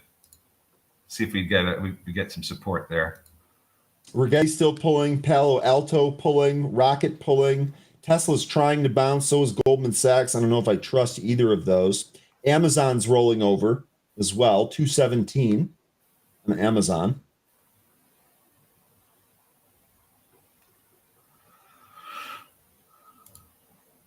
Amazon's rolling over, huh? Let's see here. Down 2%. Yeah, it really does look like Amazon's going to come back in. I don't know how much. The 200-day SMA is going to determine, if how much lower we go, because it's been providing some support over the past couple of weeks. But if we meaningfully close underneath that, it really does look like we could go down to 200. We'll see. KO has been moving since earnings, so that means that other beverage names like Pepsi's up. Yeah, that's looking okay. Let's say CEHL, right? No, what's the Celsius? What's Celsius? CELH is Celsius's ticker. That's not up today. That's actually down 1.1%. This I almost want to say that this is kind of one of those high flyers, but maybe not really. This was all from a previous range. Mm-hmm. BENF is taking a break though. BENF losing its VWAP right now, coming down to some support from the pre-market. AREB could not hold above its VWAP. AIRE now down testing the 200 EMA. This might end up going to 86 cents before it gets some support. We're almost there, actually right about there right now. This was the low of the pre-market earlier this morning.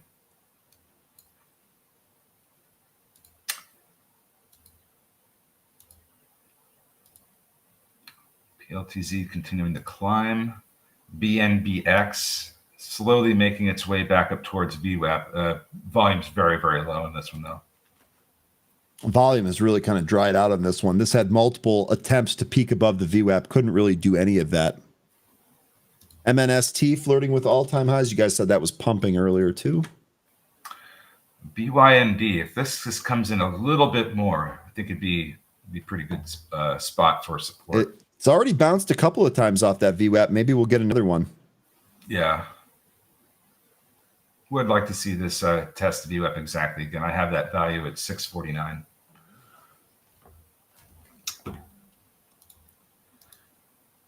And AIRE not catching any air. A lot of these really getting hammered here. BYND trying to bounce, but never actually hit its VWAP. Yeah. Yeah, VIX is 19 bigabs. It actually looks fairly muted today. It's not like a big move up. I guess I should say it's at least not yet a big move up. That could always change here. Thanks, Smoke Tuna. No fuel for that fire, huh? Must be all those empty calories, right? You guys were mentioning OKLO earlier. How's that doing? Oh, the nuclear name's not looking great. Let me pull up OKLO. I bet. Down 15%. Ouch. Ryan, what do you think Ondas might find a no support? I have no position right now, and I'm looking for good support. That's a good question. I actually thought it might find some support at the 50-day moving average, which we were going to have today, and it's breaking through it. Ondas very, very weak here today. I'm not necessarily concerned because I've done so much selling on the way up that the little piece that I'm holding left comparatively isn't really going to bring me back to where I started from. So, but definitely disappointing. Here's what it looks like on the daily chart. Again, we basically just lost the 50-day today. 50-day moving average value, I have here 6. Simple moving average. 6. Come on, why can't I see it? 683. Is your 50-day moving average here on ONDS. So if we close back above that, maybe that adds some support, or maybe that firms some support. Otherwise, I'm just going to wait this out. This was absolutely a high flyer. It is 100% pulling back. What was the price for the last offering? We talked about it at happy hour, 550 or something? Oh, for when they, yeah, I don't remember exactly what the price was. I don't remember exactly, but it's right in here. I got to think we catch some support here pretty soon. Glenn's telling you that the 50% retracement on the fib level is 614. If you look at the daily chart here, 6 was previous resistance and support, so that would absolutely be next.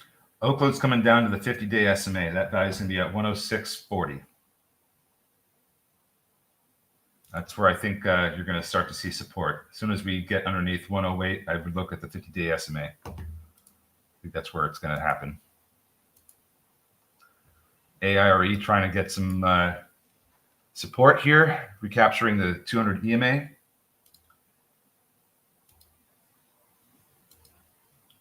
BNBX still slowly trying to climb higher. A little bit concerned about what happens at 525. That's kind of been a big site of rejection. So with this volume, if it does manage to make its way up there, I think that could be where it runs into trouble. Oklo, I could see this pulling all the way back to 91, just kind of using the trend line. This would be a lot of this air that this thing really recently ran on. I could see this getting let out of the balloon here. Yeah. OKLO. Yeah. Certainly could happen. Yep. Still think we get support at 50-day SMA first. Greg here saying Oklo has 120 employees and was valued at over $120 billion with no revenue. Complete farce. Completely agree. Completely agree. Barat says if Oklo can go down to 30, I'm going to make $1 million on my short and my puts. Well, I hope that works out. Yeah, me too. That would be awesome. That would be sick, Barat. Rocket getting hammered back down to 17. A lot of weakness out there, folks. A lot of weakness. Here we go with BYND. We're getting this move down towards VWAP. We're almost at that spot. Almost there. I've got it at 654.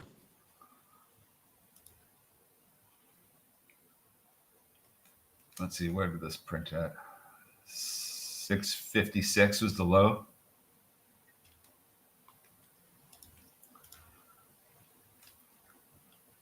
Yeah, dinner at Barat's. Dinner at Barat's. That'd be a pretty good one. Still, Greg, your point's well taken and well made. Yeah. It's a farce no matter what the actual specific numbers are. It looks like some of these names are getting a little bit of some life breathed into them. BENF trying to come back up over VWAP. AIRE also trying to move back up over some of these EMAs. A lot of other stuff's just going sideways. You are getting a bit of a reversal off of BYND. I think it may have just barely touched your VWAP and the trend line before we reversed here. I did not get. Oh, did I? 656, and I've got that VWAP at 654. Man, that was close. 13 did not quite tap it though, but boy, oh boy, that was close. Yep, mine was 4 cents away from my VWAP. We'll see. See if this reversal is actually going to happen here. You know, it could just be a brief bounce before we actually get the true test. But Marcus talking about APLD. Oof. What was this? You're right. This gave everything back here from this morning. 5 billion AI factory lease with US-based investment grade hyperscaler at Polaris Forge 2 on the ND campus, North Dakota. Hyperscaler in Harwood, North Dakota. So $5 billion lease for AI infrastructure, and this thing gave everything back. Yeah, Zach, IDAI still holding up. Still in that one. I'm in this one for a much bigger move. I actually looking back on this, I actually the last two big moves up probably should have sold a little bit and then reloaded. But because I'm so hell-bent on staying in this one for a larger move, probably just we'll have to add more and trade around the core as opposed to just trading what I currently have on it. Nvidia is down to 179, says Samel. We are getting a little bit of weakness there with that name.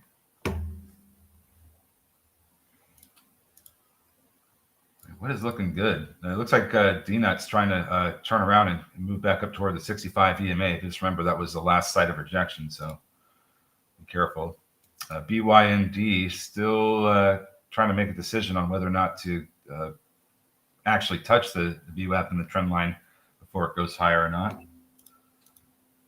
I feel like there's a lot of people technically trading this one. We kind of actually want to see those tests as opposed to getting near. Yeah. PLTZ is still going higher. RGTZ was great though. Yeah, it was. I definitely effed that up, man. I sold that too early. And you know what? I was even thinking when I was legging into it, I was like, you should probably just buy more of this so that you're not tempted to sell all of it, because it's probably you're never going to hit the actual bottom and the top. And sure enough, that's exactly what happened. Should have just bought more on the initial thing. That thesis was good. And we all thought the same thing. Yep. Yeah, I sold a lot of it after it had that big reversal, but just kept because I was telling you, it was just been trading around a position, but now I'm starting to unwind that position. Yeah. And that's what I should have done. You know, I should have had a bigger position and then done exactly what you did. I should have traded around it a little bit more as opposed to just going in and out of it. 3 buys to enter, 1 sell to exit. Should have kept that balanced, frankly. But that's okay. We'll get another opportunity on something like that. BYND, on the other hand, looks like we're coming back into the VWAP. 654 is that value we've been waiting for. Mm-hmm.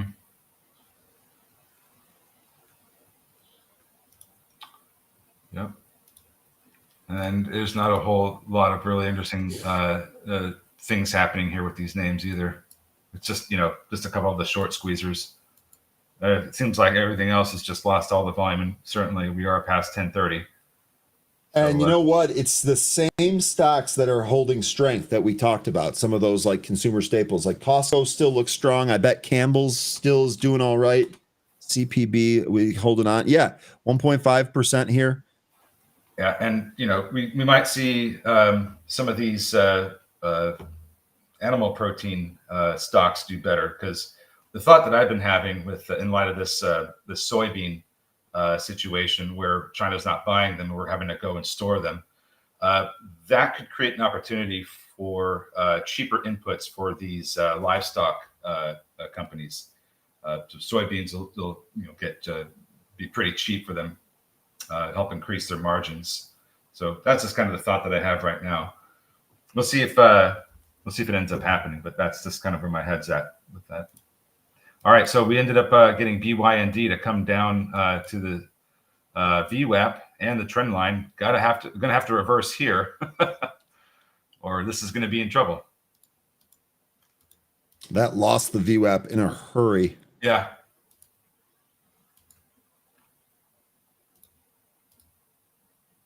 Yes, it did. So gonna have to reverse here if it's gonna play nice at the technicals. I would say if you're trying to make a new trade, there's a cross of the VWAP. I would say if you're trying to make a new trade on BYND, you better have a tight plan on that. DNUT looks like this is trying to turn around still. Big test of strength is going to come at about 460. And certainly looks like BYND is turning around after hitting that VWAP.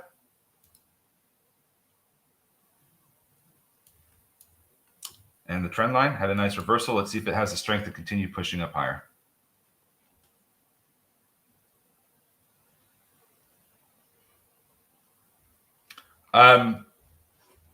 Yeah, anybody want to take that, Joseph Schmo's question? Because I'm not inferring that. Yeah, I don't think that's the case either. I don't know how one infers that. I look at the data, frankly. I don't necessarily guess if the short squeeze is over. Frankly, I try to be done with it before that happens. I don't know how much of a squeeze is left in this. I mean, it still could squeeze it. It just managed to get support from its VWAP. So there certainly still could be some more strength left in this. Maybe it comes back later on in the afternoon. We've seen plenty of stocks do that. But I would say of all of the stocks that we've taken a look at here today, the one most likely to kick up in the afternoon again is probably Beyond Meat. Yeah. I think so. I was just going to say it's going to have the most amount of eyeballs. Mm-hmm. Yeah, I'm not sure what really has the market's attention right now other than this one.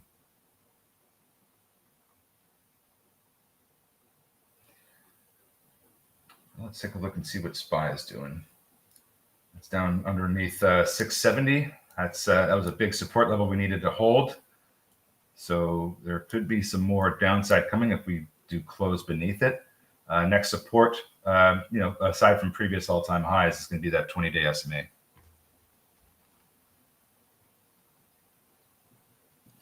Netflix 1117 is your low. Interesting. Beyond Meat still bouncing. We'll see if it can recapture 7. What is the low? I have your intraday low on Netflix exactly 1117. Come on, Ryan, get it together. $4 above the 200-day. I actually want to see it print the 200-day 13, and better still, I'd rather it drop beneath the 200-day and reclaim it. Did hit the trend line though. I might not have that drawn very well, but it's still. I was going to say I have a trend line here. It's nowhere near. And this is a trend line that originates at the highs back in 2022. Yeah, mine was kind of measuring the trend in the shoulders from the head and shoulders pattern we had back in earlier 2025. So I was using the high from December 11th and the high from March 25th to draw the trend line, and that's where we just bounced off of. It lines up pretty close to the 200 day estimate. Okay. I would really like for this to print beneath the 200 day. Yeah. Feel pretty good about that. Certainly looks like that could end up happening. And maybe it might even go down to 1065, but I'm looking at 110 as the next support area. I mentioned that yesterday in happy hour.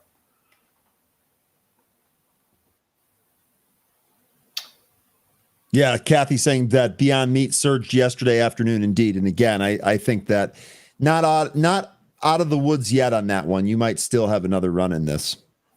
Let's see what happens here at 7. They actually put a huge bid there at 690. And they're chewing right and through. Oh my, are they ever? And now there's a bunch of sellers at 7. I don't know. I mean, we've been getting some pretty good trades off this morning. At least I have. Yeah. I'm not gonna stick around in this thing. Folks, if you want to, don't let me stop you. You've got your own plan for this thing. Always have your own plan. Yeah, you've got your own plan. Holding this to 94 is not part of mine. So I wish you luck. But I'm going to be looking at trading some other stuff. BNBX, DNUT, and 1-800-Flowers, the 3 scalps I have today. No Beyond Meat. We'll see if we get another setup for that later.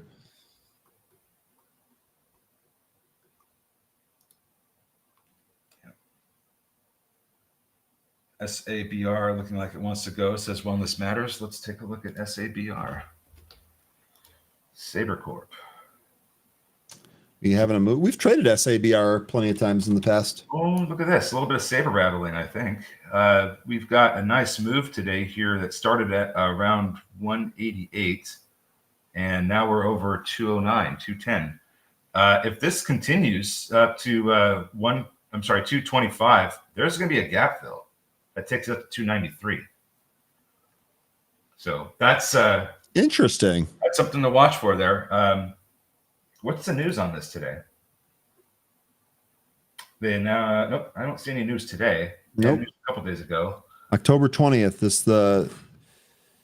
confirmed their earnings. Let's see, what else do we have here? Almost 9% short interest, 5.5 days of cover. Might have a little something to do with it, but not sure. Float's pretty thick, 285 million shares. Yeah, it would be cool to see a gap fill. I just don't know if with that kind of share structure, if we're going to completely get that. If we do start to fill this gap, I think that you may end up getting at least 250. But I'm not sure how much more after that. We'll see. Good mention. BYND still trying to take out 7.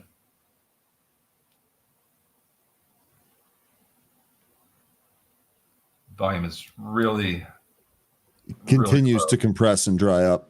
Yeah. You're going to need to see bigger volume if we're going to see these higher prints. And like I said, we might get that later on today when folks come back from the lunch hour. Tara Andis, do you think that it's bottomed out right now? Or no, I don't want to say that it has, because I suspect if we continue to get some of the high flyers whacked more, Andis is definitely going to be on that. What I would like to see is a close above the 50-day moving average. 683 is that level. We're currently at 677. A close above that might actually draw some more people in. We'll see, though. Again, I cannot stress enough. The stock moved from 60 cents to $12. So I'm sure that there was a huge FinTwit account that was in that as well. So I'm sure that there are people cleaning up the remainder of their position on that. And if you see it move down $4 in just like a handful of sessions, you're probably going to have some selling amplified on top of that. I think that's what you're seeing here. Yeah, I'll look at GSIT for cash. GSIT. This is one that was moving yesterday, I believe. This thing has been volatile ever since they had there was news that happened on Monday, right? Yeah, that was the big move. Was the one on Monday morning. Yeah, and that was research showing its APU compute in memory architecture can match GPU level performance. I guess how far away are they from a product that they can sell and make money off of is what my question would be. And then of course the next day they did an offering So now with that out of the way, this has the opportunity to move back up. You see here. I know we're about to split, so let me just do this real fast. But it looks like there could be a bit of a trend line that we could draw from the two highs from earlier this week. That takes it up to about $16 before we run into that trend line resistance. I don't even know if we'll get up there. Let me look at a smaller time frame real quick. I would say that, you know, based on the trading, the price action from the past couple of days, you've got some supply that you're facing right now. That's going to, it really starts to get thick after you cross over into 13, which we're at right now.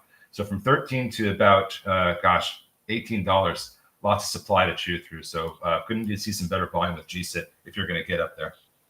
By the way, before we turn this over to the story trading folks, the market bouncing here. I think a lot of this trading here is on technicals, which I really don't think, you know, making big bets on this may not be the best time to do that. But getting nice little market bounce here, and that's going into things like Netflix, Tesla, Goldman Sachs, Palo Alto, Bitcoin actually back at the day highs here. All right, 13A closing words for the group. We're going to move over to story trading at the moment. Well, folks, have a good time with story trading. Wish we had a little bit more, interesting names that were moving other than just a couple of short squeezes. But you know what? We made money. We had a good time. Yeah. We'll be back here tomorrow. We'll do it all over again. Maybe we'll see some more BYND trading and squeezing. But until then, have a great rest of your day, folks, and I'll see you later. Bye-bye. Maybe Beyond Meat will have a wild afternoon. 13, really good stuff here today. We'll talk to you tomorrow. 13's departure leaves room for the story trading folks. And Ben is back. Ben, how you doing, dude? Here's Rhett, too. Are we getting the Godfather today? Maybe. I don't know. Maybe we'll see. We'll see. Hey, are you guys trading fake meat and donuts like we were? Or what's going on? Yeah, I just shorted it. Hey! We'll see. Beyond. I love it, Rhett. I made a little bit. I was just scalping Me too. Monday, but then I shorted it, and I'm probably at break even between the long gains and the short unrealized losses right now. Okay, just full disclosure, guys. There seems to be a lot of binned longs in the chat today. So if you guys are short, beyond longs, that's okay. You know what? Perfect. I was hoping you were going to say that. I'll talk about it a little bit. But I tried ONDS earlier today. I know you love that. It went to the 50 DMA. You see that? I thought it was going to bounce off. Me too. And then, I played it, and then it broke below it, and then I freaking got shaken out, and now it's back above it. And now it's crazy. It's a crazy day because you're at like key moving averages in a lot of places, and it's just scary. Are you going to hold it, or are you going to break below it? So it's a scary day. So full disclosure for me, Ben, I have basically what amounts to a trailer, and I fully intend on holding 1,000 shares of that trailer forever. So I'm at the point I've sold so much on the way up now that even though this thing has dropped like $4 check from out the highs IBF right now. I know. I just put it in the Discord. I'll get out of your hair, guys. All right. Wow. Crazy. Well, by the way, we're live streaming on Story Trading, but for the first time, they just added that feature here. So if you're following us on Story Trading, you can see the Benzinga stream. Just to let people know in our Discord how to find the stream right now if you can. But crazy stuff going on. I mean, I want to trade. I want to look at this, and I got to talk. All right, so let me talk fast. I don't know.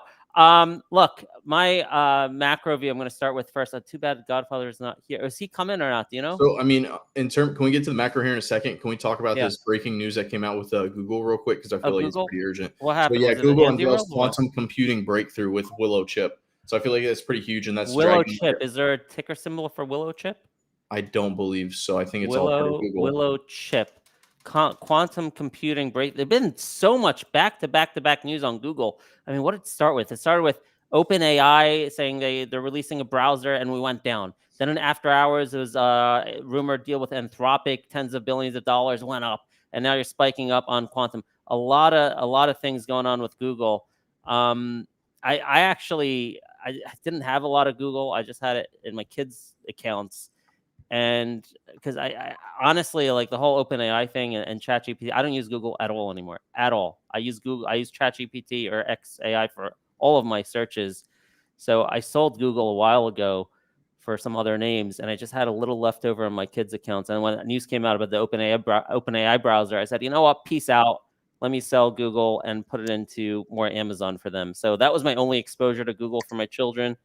And I went with that. GM beginning next year, GM vehicles will feature conversational AI with Google Gemini. Google GM. Oh, GM was beautiful yesterday. I traded GM on really great earnings. Forward PE of 6. It was the best day in like 5 years, up 15%. Anyway, lots of noise, lots of things going on. Let me start with, I don't know where to start because there's just so much price action I'm going to look at. But I'm going to just repeat my macro thing that I said this morning first. I'm not worried about this. I know a lot of people are in a lot of pain. I am also, especially retail that's in the hot sectors, whether it be data center plays or drone stocks or quantum names or rare earths or just random individual small cap risk assets that have just exploded huge. Those are down 30 to 40 to 50%, some cases over 50% in 5 days. And you don't see that reflected anywhere, not even in the riskier indices with RK a little bit below 20 DMA, but you wouldn't have known by looking at these charts, you wouldn't have known those sectors are down like 50% in 5 days. So I know a lot of people are really hurting right now. But overall, and I was just saying that I was continuing on the stream with Dougie Fresh Picks and Laptop Travel right before this, right? I don't know if you were listening. And no, despite this like horrific day here intraday today, I reiterated what I said this morning on the morning note, on the PDF, and on the morning show. I still think we're in a bull market. I think the only thing that really matters here is a 50-day moving average on QQQ SPY. This was the bull trend line established showing the V-shaped recovery coming out of Liberation Day crash. That's your long-term bull line. And when this volatility started, I predicted that we're not going to see a liquidation. We're going to see a rotation. And that's exactly what happened. We saw rotation out of risk assets into big caps, into value names. And I think it's just a correction in those risk assets. Let's take some examples. Let's pull up Jones. All right. Let's pull up Jones. ONDS, my favorite one. All right. So basically my prediction was that we're correcting, right? We're just correcting, profit taking. You go to key support levels, key moving averages, and we're going to bounce off of it. Why? Because we're still above the 50 DMA on QQQ SPY. That's my thesis. But it's very hard to trade it in intraday. Man, I bought the 50 DMA, made some money, then I bought it back, and then I was red and I sold it. I was panicking. I'm like, shit, if we close below the 50 DMA, it's not gonna be good luck. Went back above it, I'm back in it. It's a crazy day. It's really hard to trade this around the key level like that because it could represent a great buying opportunity. It could also represent that you're on the precipice of a cliff to go down much further. It could represent both when you're at a critical support level like this. So it's definitely nerve-wracking to play these levels. But that's what I'm thinking. I'm thinking that this is just a healthy correction, rotation out of these parabolic moves that should have never have happened in most of the names. ONDS, or I would say, let me take another one actually. LPTH, actually, I think deserved it more than any of them. Okay, I think LPTH actually deserved this move to 10. It's now below the 20 DMA, but most of that stuff didn't deserve it. And you have that clip that we were playing this morning where I was like, screaming at people. I'm like, do not buy these parabolic moves in rare earths. Do not buy the quantum. I was going off like crazy. And it was a good warning sign. It was before they dropped, right? Right. It was like a day or two before they all dropped. I wish I shorted them, but I didn't. In any case, it's crazy. People are hurting. If you haven't learned your lesson and you don't know how to manage allocations and risk, maybe you even got wiped out. A lot of people got wiped out. I got wiped out in the past. I learned my lesson. I've been doing this for almost 30 years. And, almost anybody that you look at who's successful in their trading career, they've gotten wiped out at some point. All right. You got to learn that lesson. Doesn't matter how many times people tell you, you got to experience it yourself for the most part. So, in any case, I think that's a macro. We do have CPI coming up on Friday. Big event, huge event. FOMC next week. Obviously, the CPI data is almost a more important piece of that because if CPI comes in light, for sure, I think then everyone's going to be celebrating and expecting FOMC to not only have the rate cut, but really dovish commentary. It'll be a little more difficult, right? If it just comes in line. I think given these big drawdowns in in the risk assets, an inline CPI could be enough to see a nice bounce back in all these risk assets, especially because today we're trying to bounce off those key levels anyway. And obviously, if you come in hot, that's not good. All right. So, but anyway, if you come in inline, though, you may have to wait for maybe more chop and more uncertainty, and then you have to wait for FOMC next week. So, hoping for a light CPI next week. Man, but I've had some, some plays that have not worked out recently, and one of them was IVF, and you can see here, it was crazy. I bought this big pop. I was expecting a secondary move on day 2 after the Trump executive action on IVF. I know this company. I talked to the CEO. I know the situation there, and I did think would have a day 2 move. It didn't. But now, out of nowhere, it's spiking, and I think it's probably Trump said a comment on it. People are saying on IVF again. More comments on IVF. Yep. Okay. So I thought maybe it's being pushed by Reddit or something. And then Beyond just got reopened again. It looks like. Yeah. All right. Let's talk about Beyond. All right, because I'm in puts right now. Let's see. I'm shorting Beyond. Okay. So listen, I was long Beyond Monday. Not big size. Like anything with this. I always do very small size on stuff that don't deserve to be trading when they're trading out. Okay. So if you made big money, congrats. All right. But listen, I'm going to give this warning too. If this is how you like to trade, if you think you're going to go make millions of dollars trading meme stocks, at some point you're going to lose everything.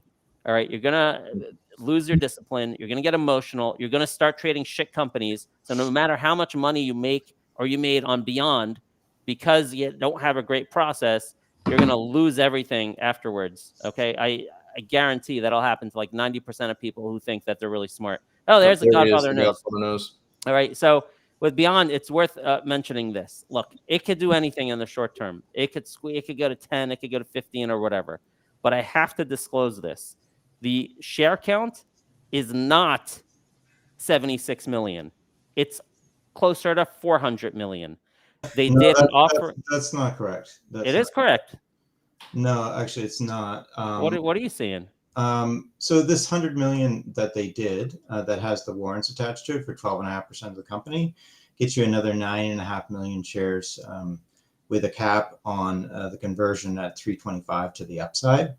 So look, it's more than 76 in terms of the shares. I've seen actually not in the float. I've seen multiple validations of this from a ton of different people.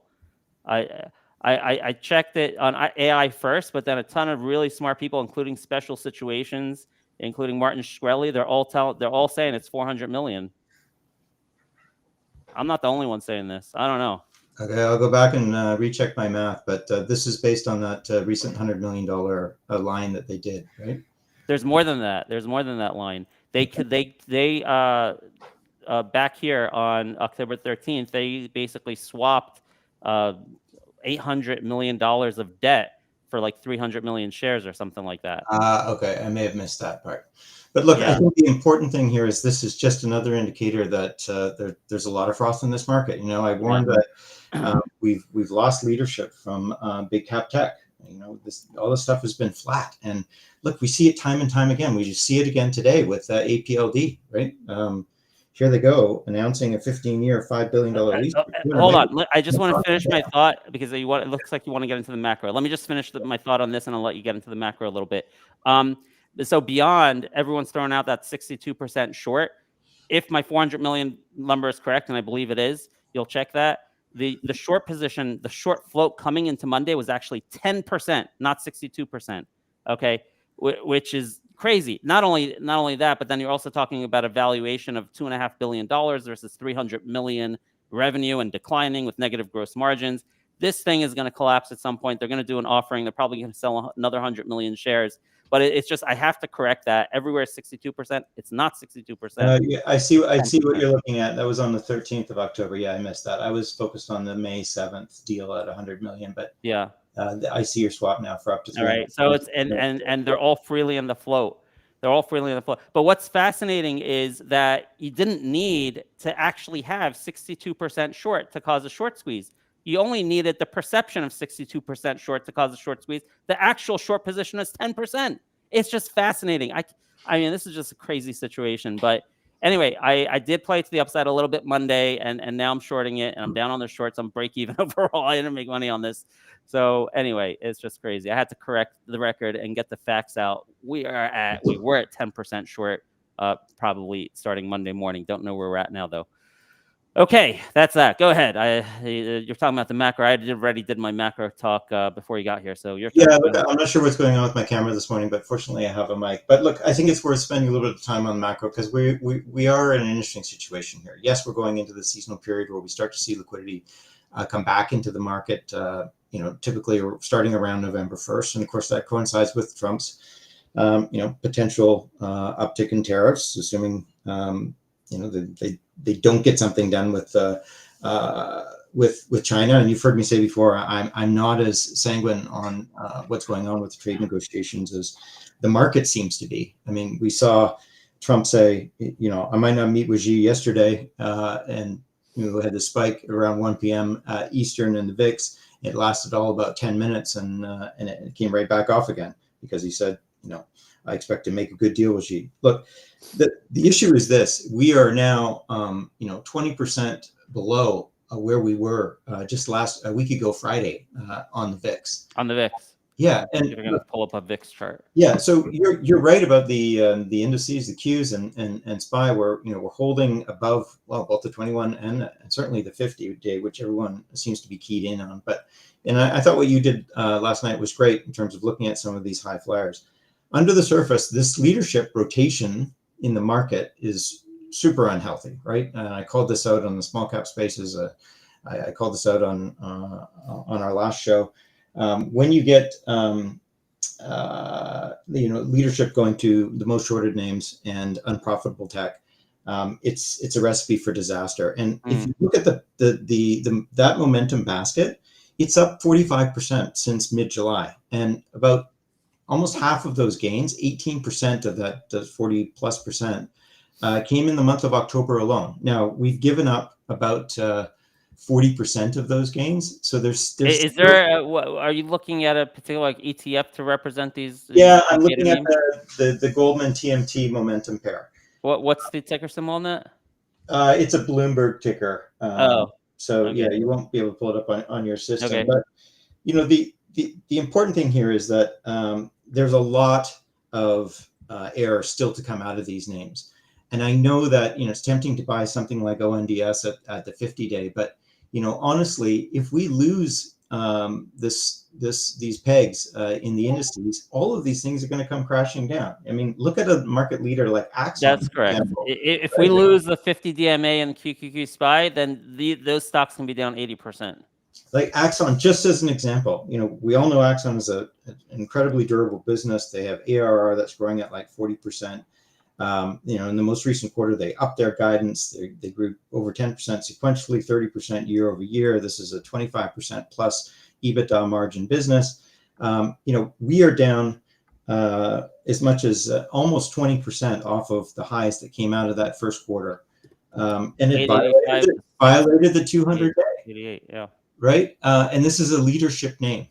And I went and looked at it because I think now is a good time to recognize that we are going into earnings season, folks, and fundamentals do matter. If you are long something like an ONDS, at 30 times next year's sales going into earnings, do not expect a good response from the market. I don't care if you're above the 50-day. I don't think that includes all their recent acquisitions, Godfather, ONDS.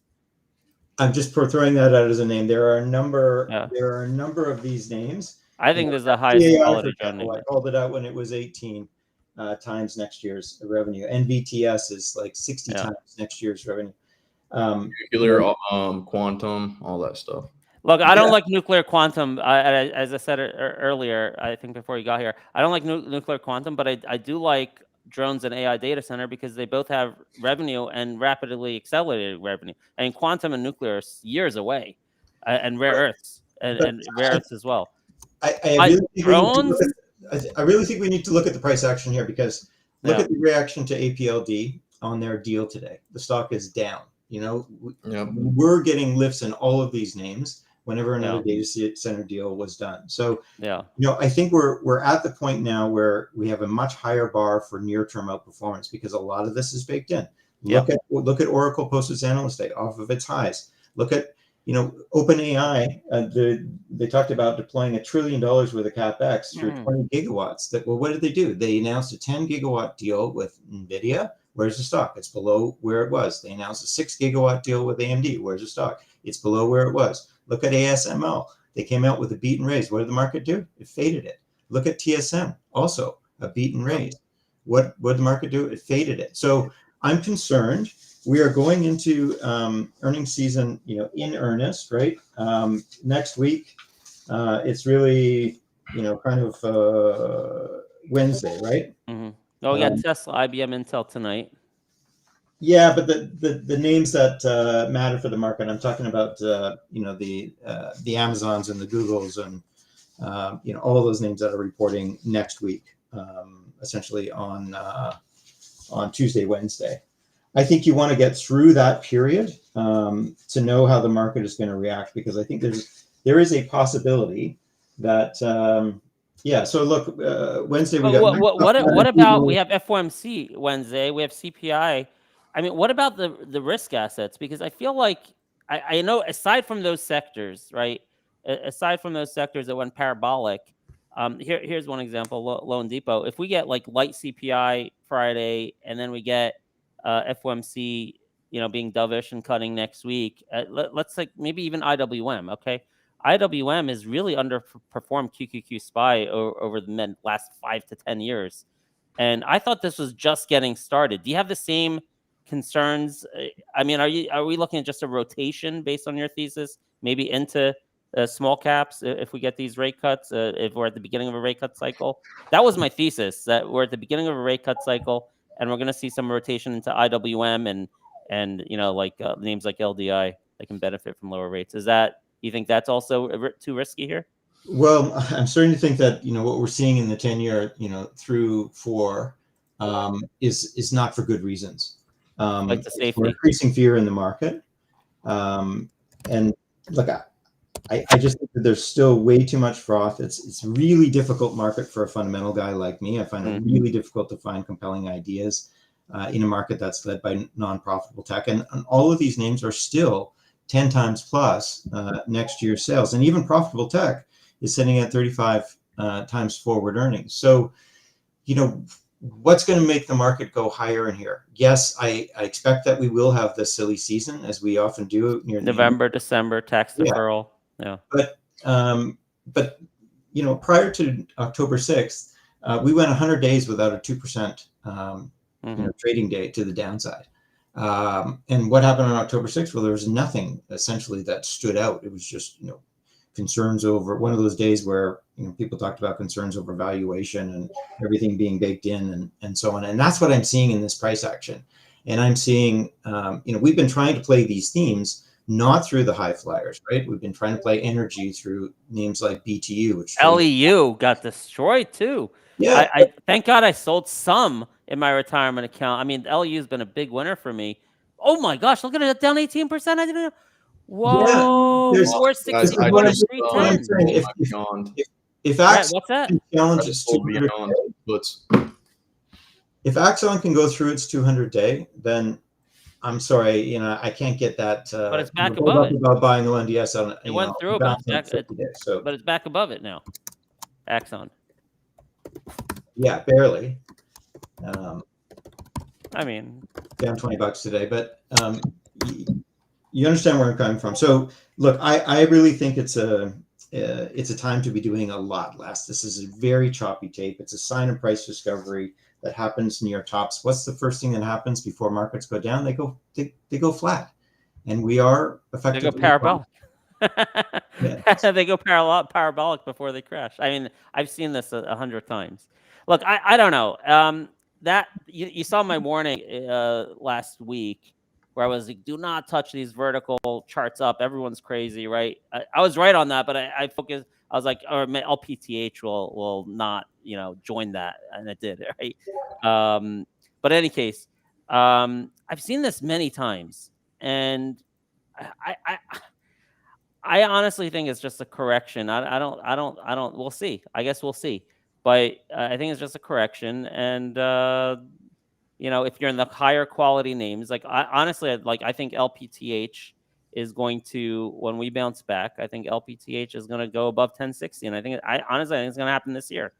I don't disagree. I don't disagree with that on the later this year, but I think we could go a lot lower here in the near term. I personally believe we are going to see a violation of this 50K. To that point, before we go higher. So to that point, I've recalled a couple really bad Octobers that bottomed for whatever reason exactly on October 31st, and then it was off to the races in November. I remember that being a seasonal effect. So, all right, let's get to these questions. There's been a lot of questions. They want the Godfather to talk on this gold.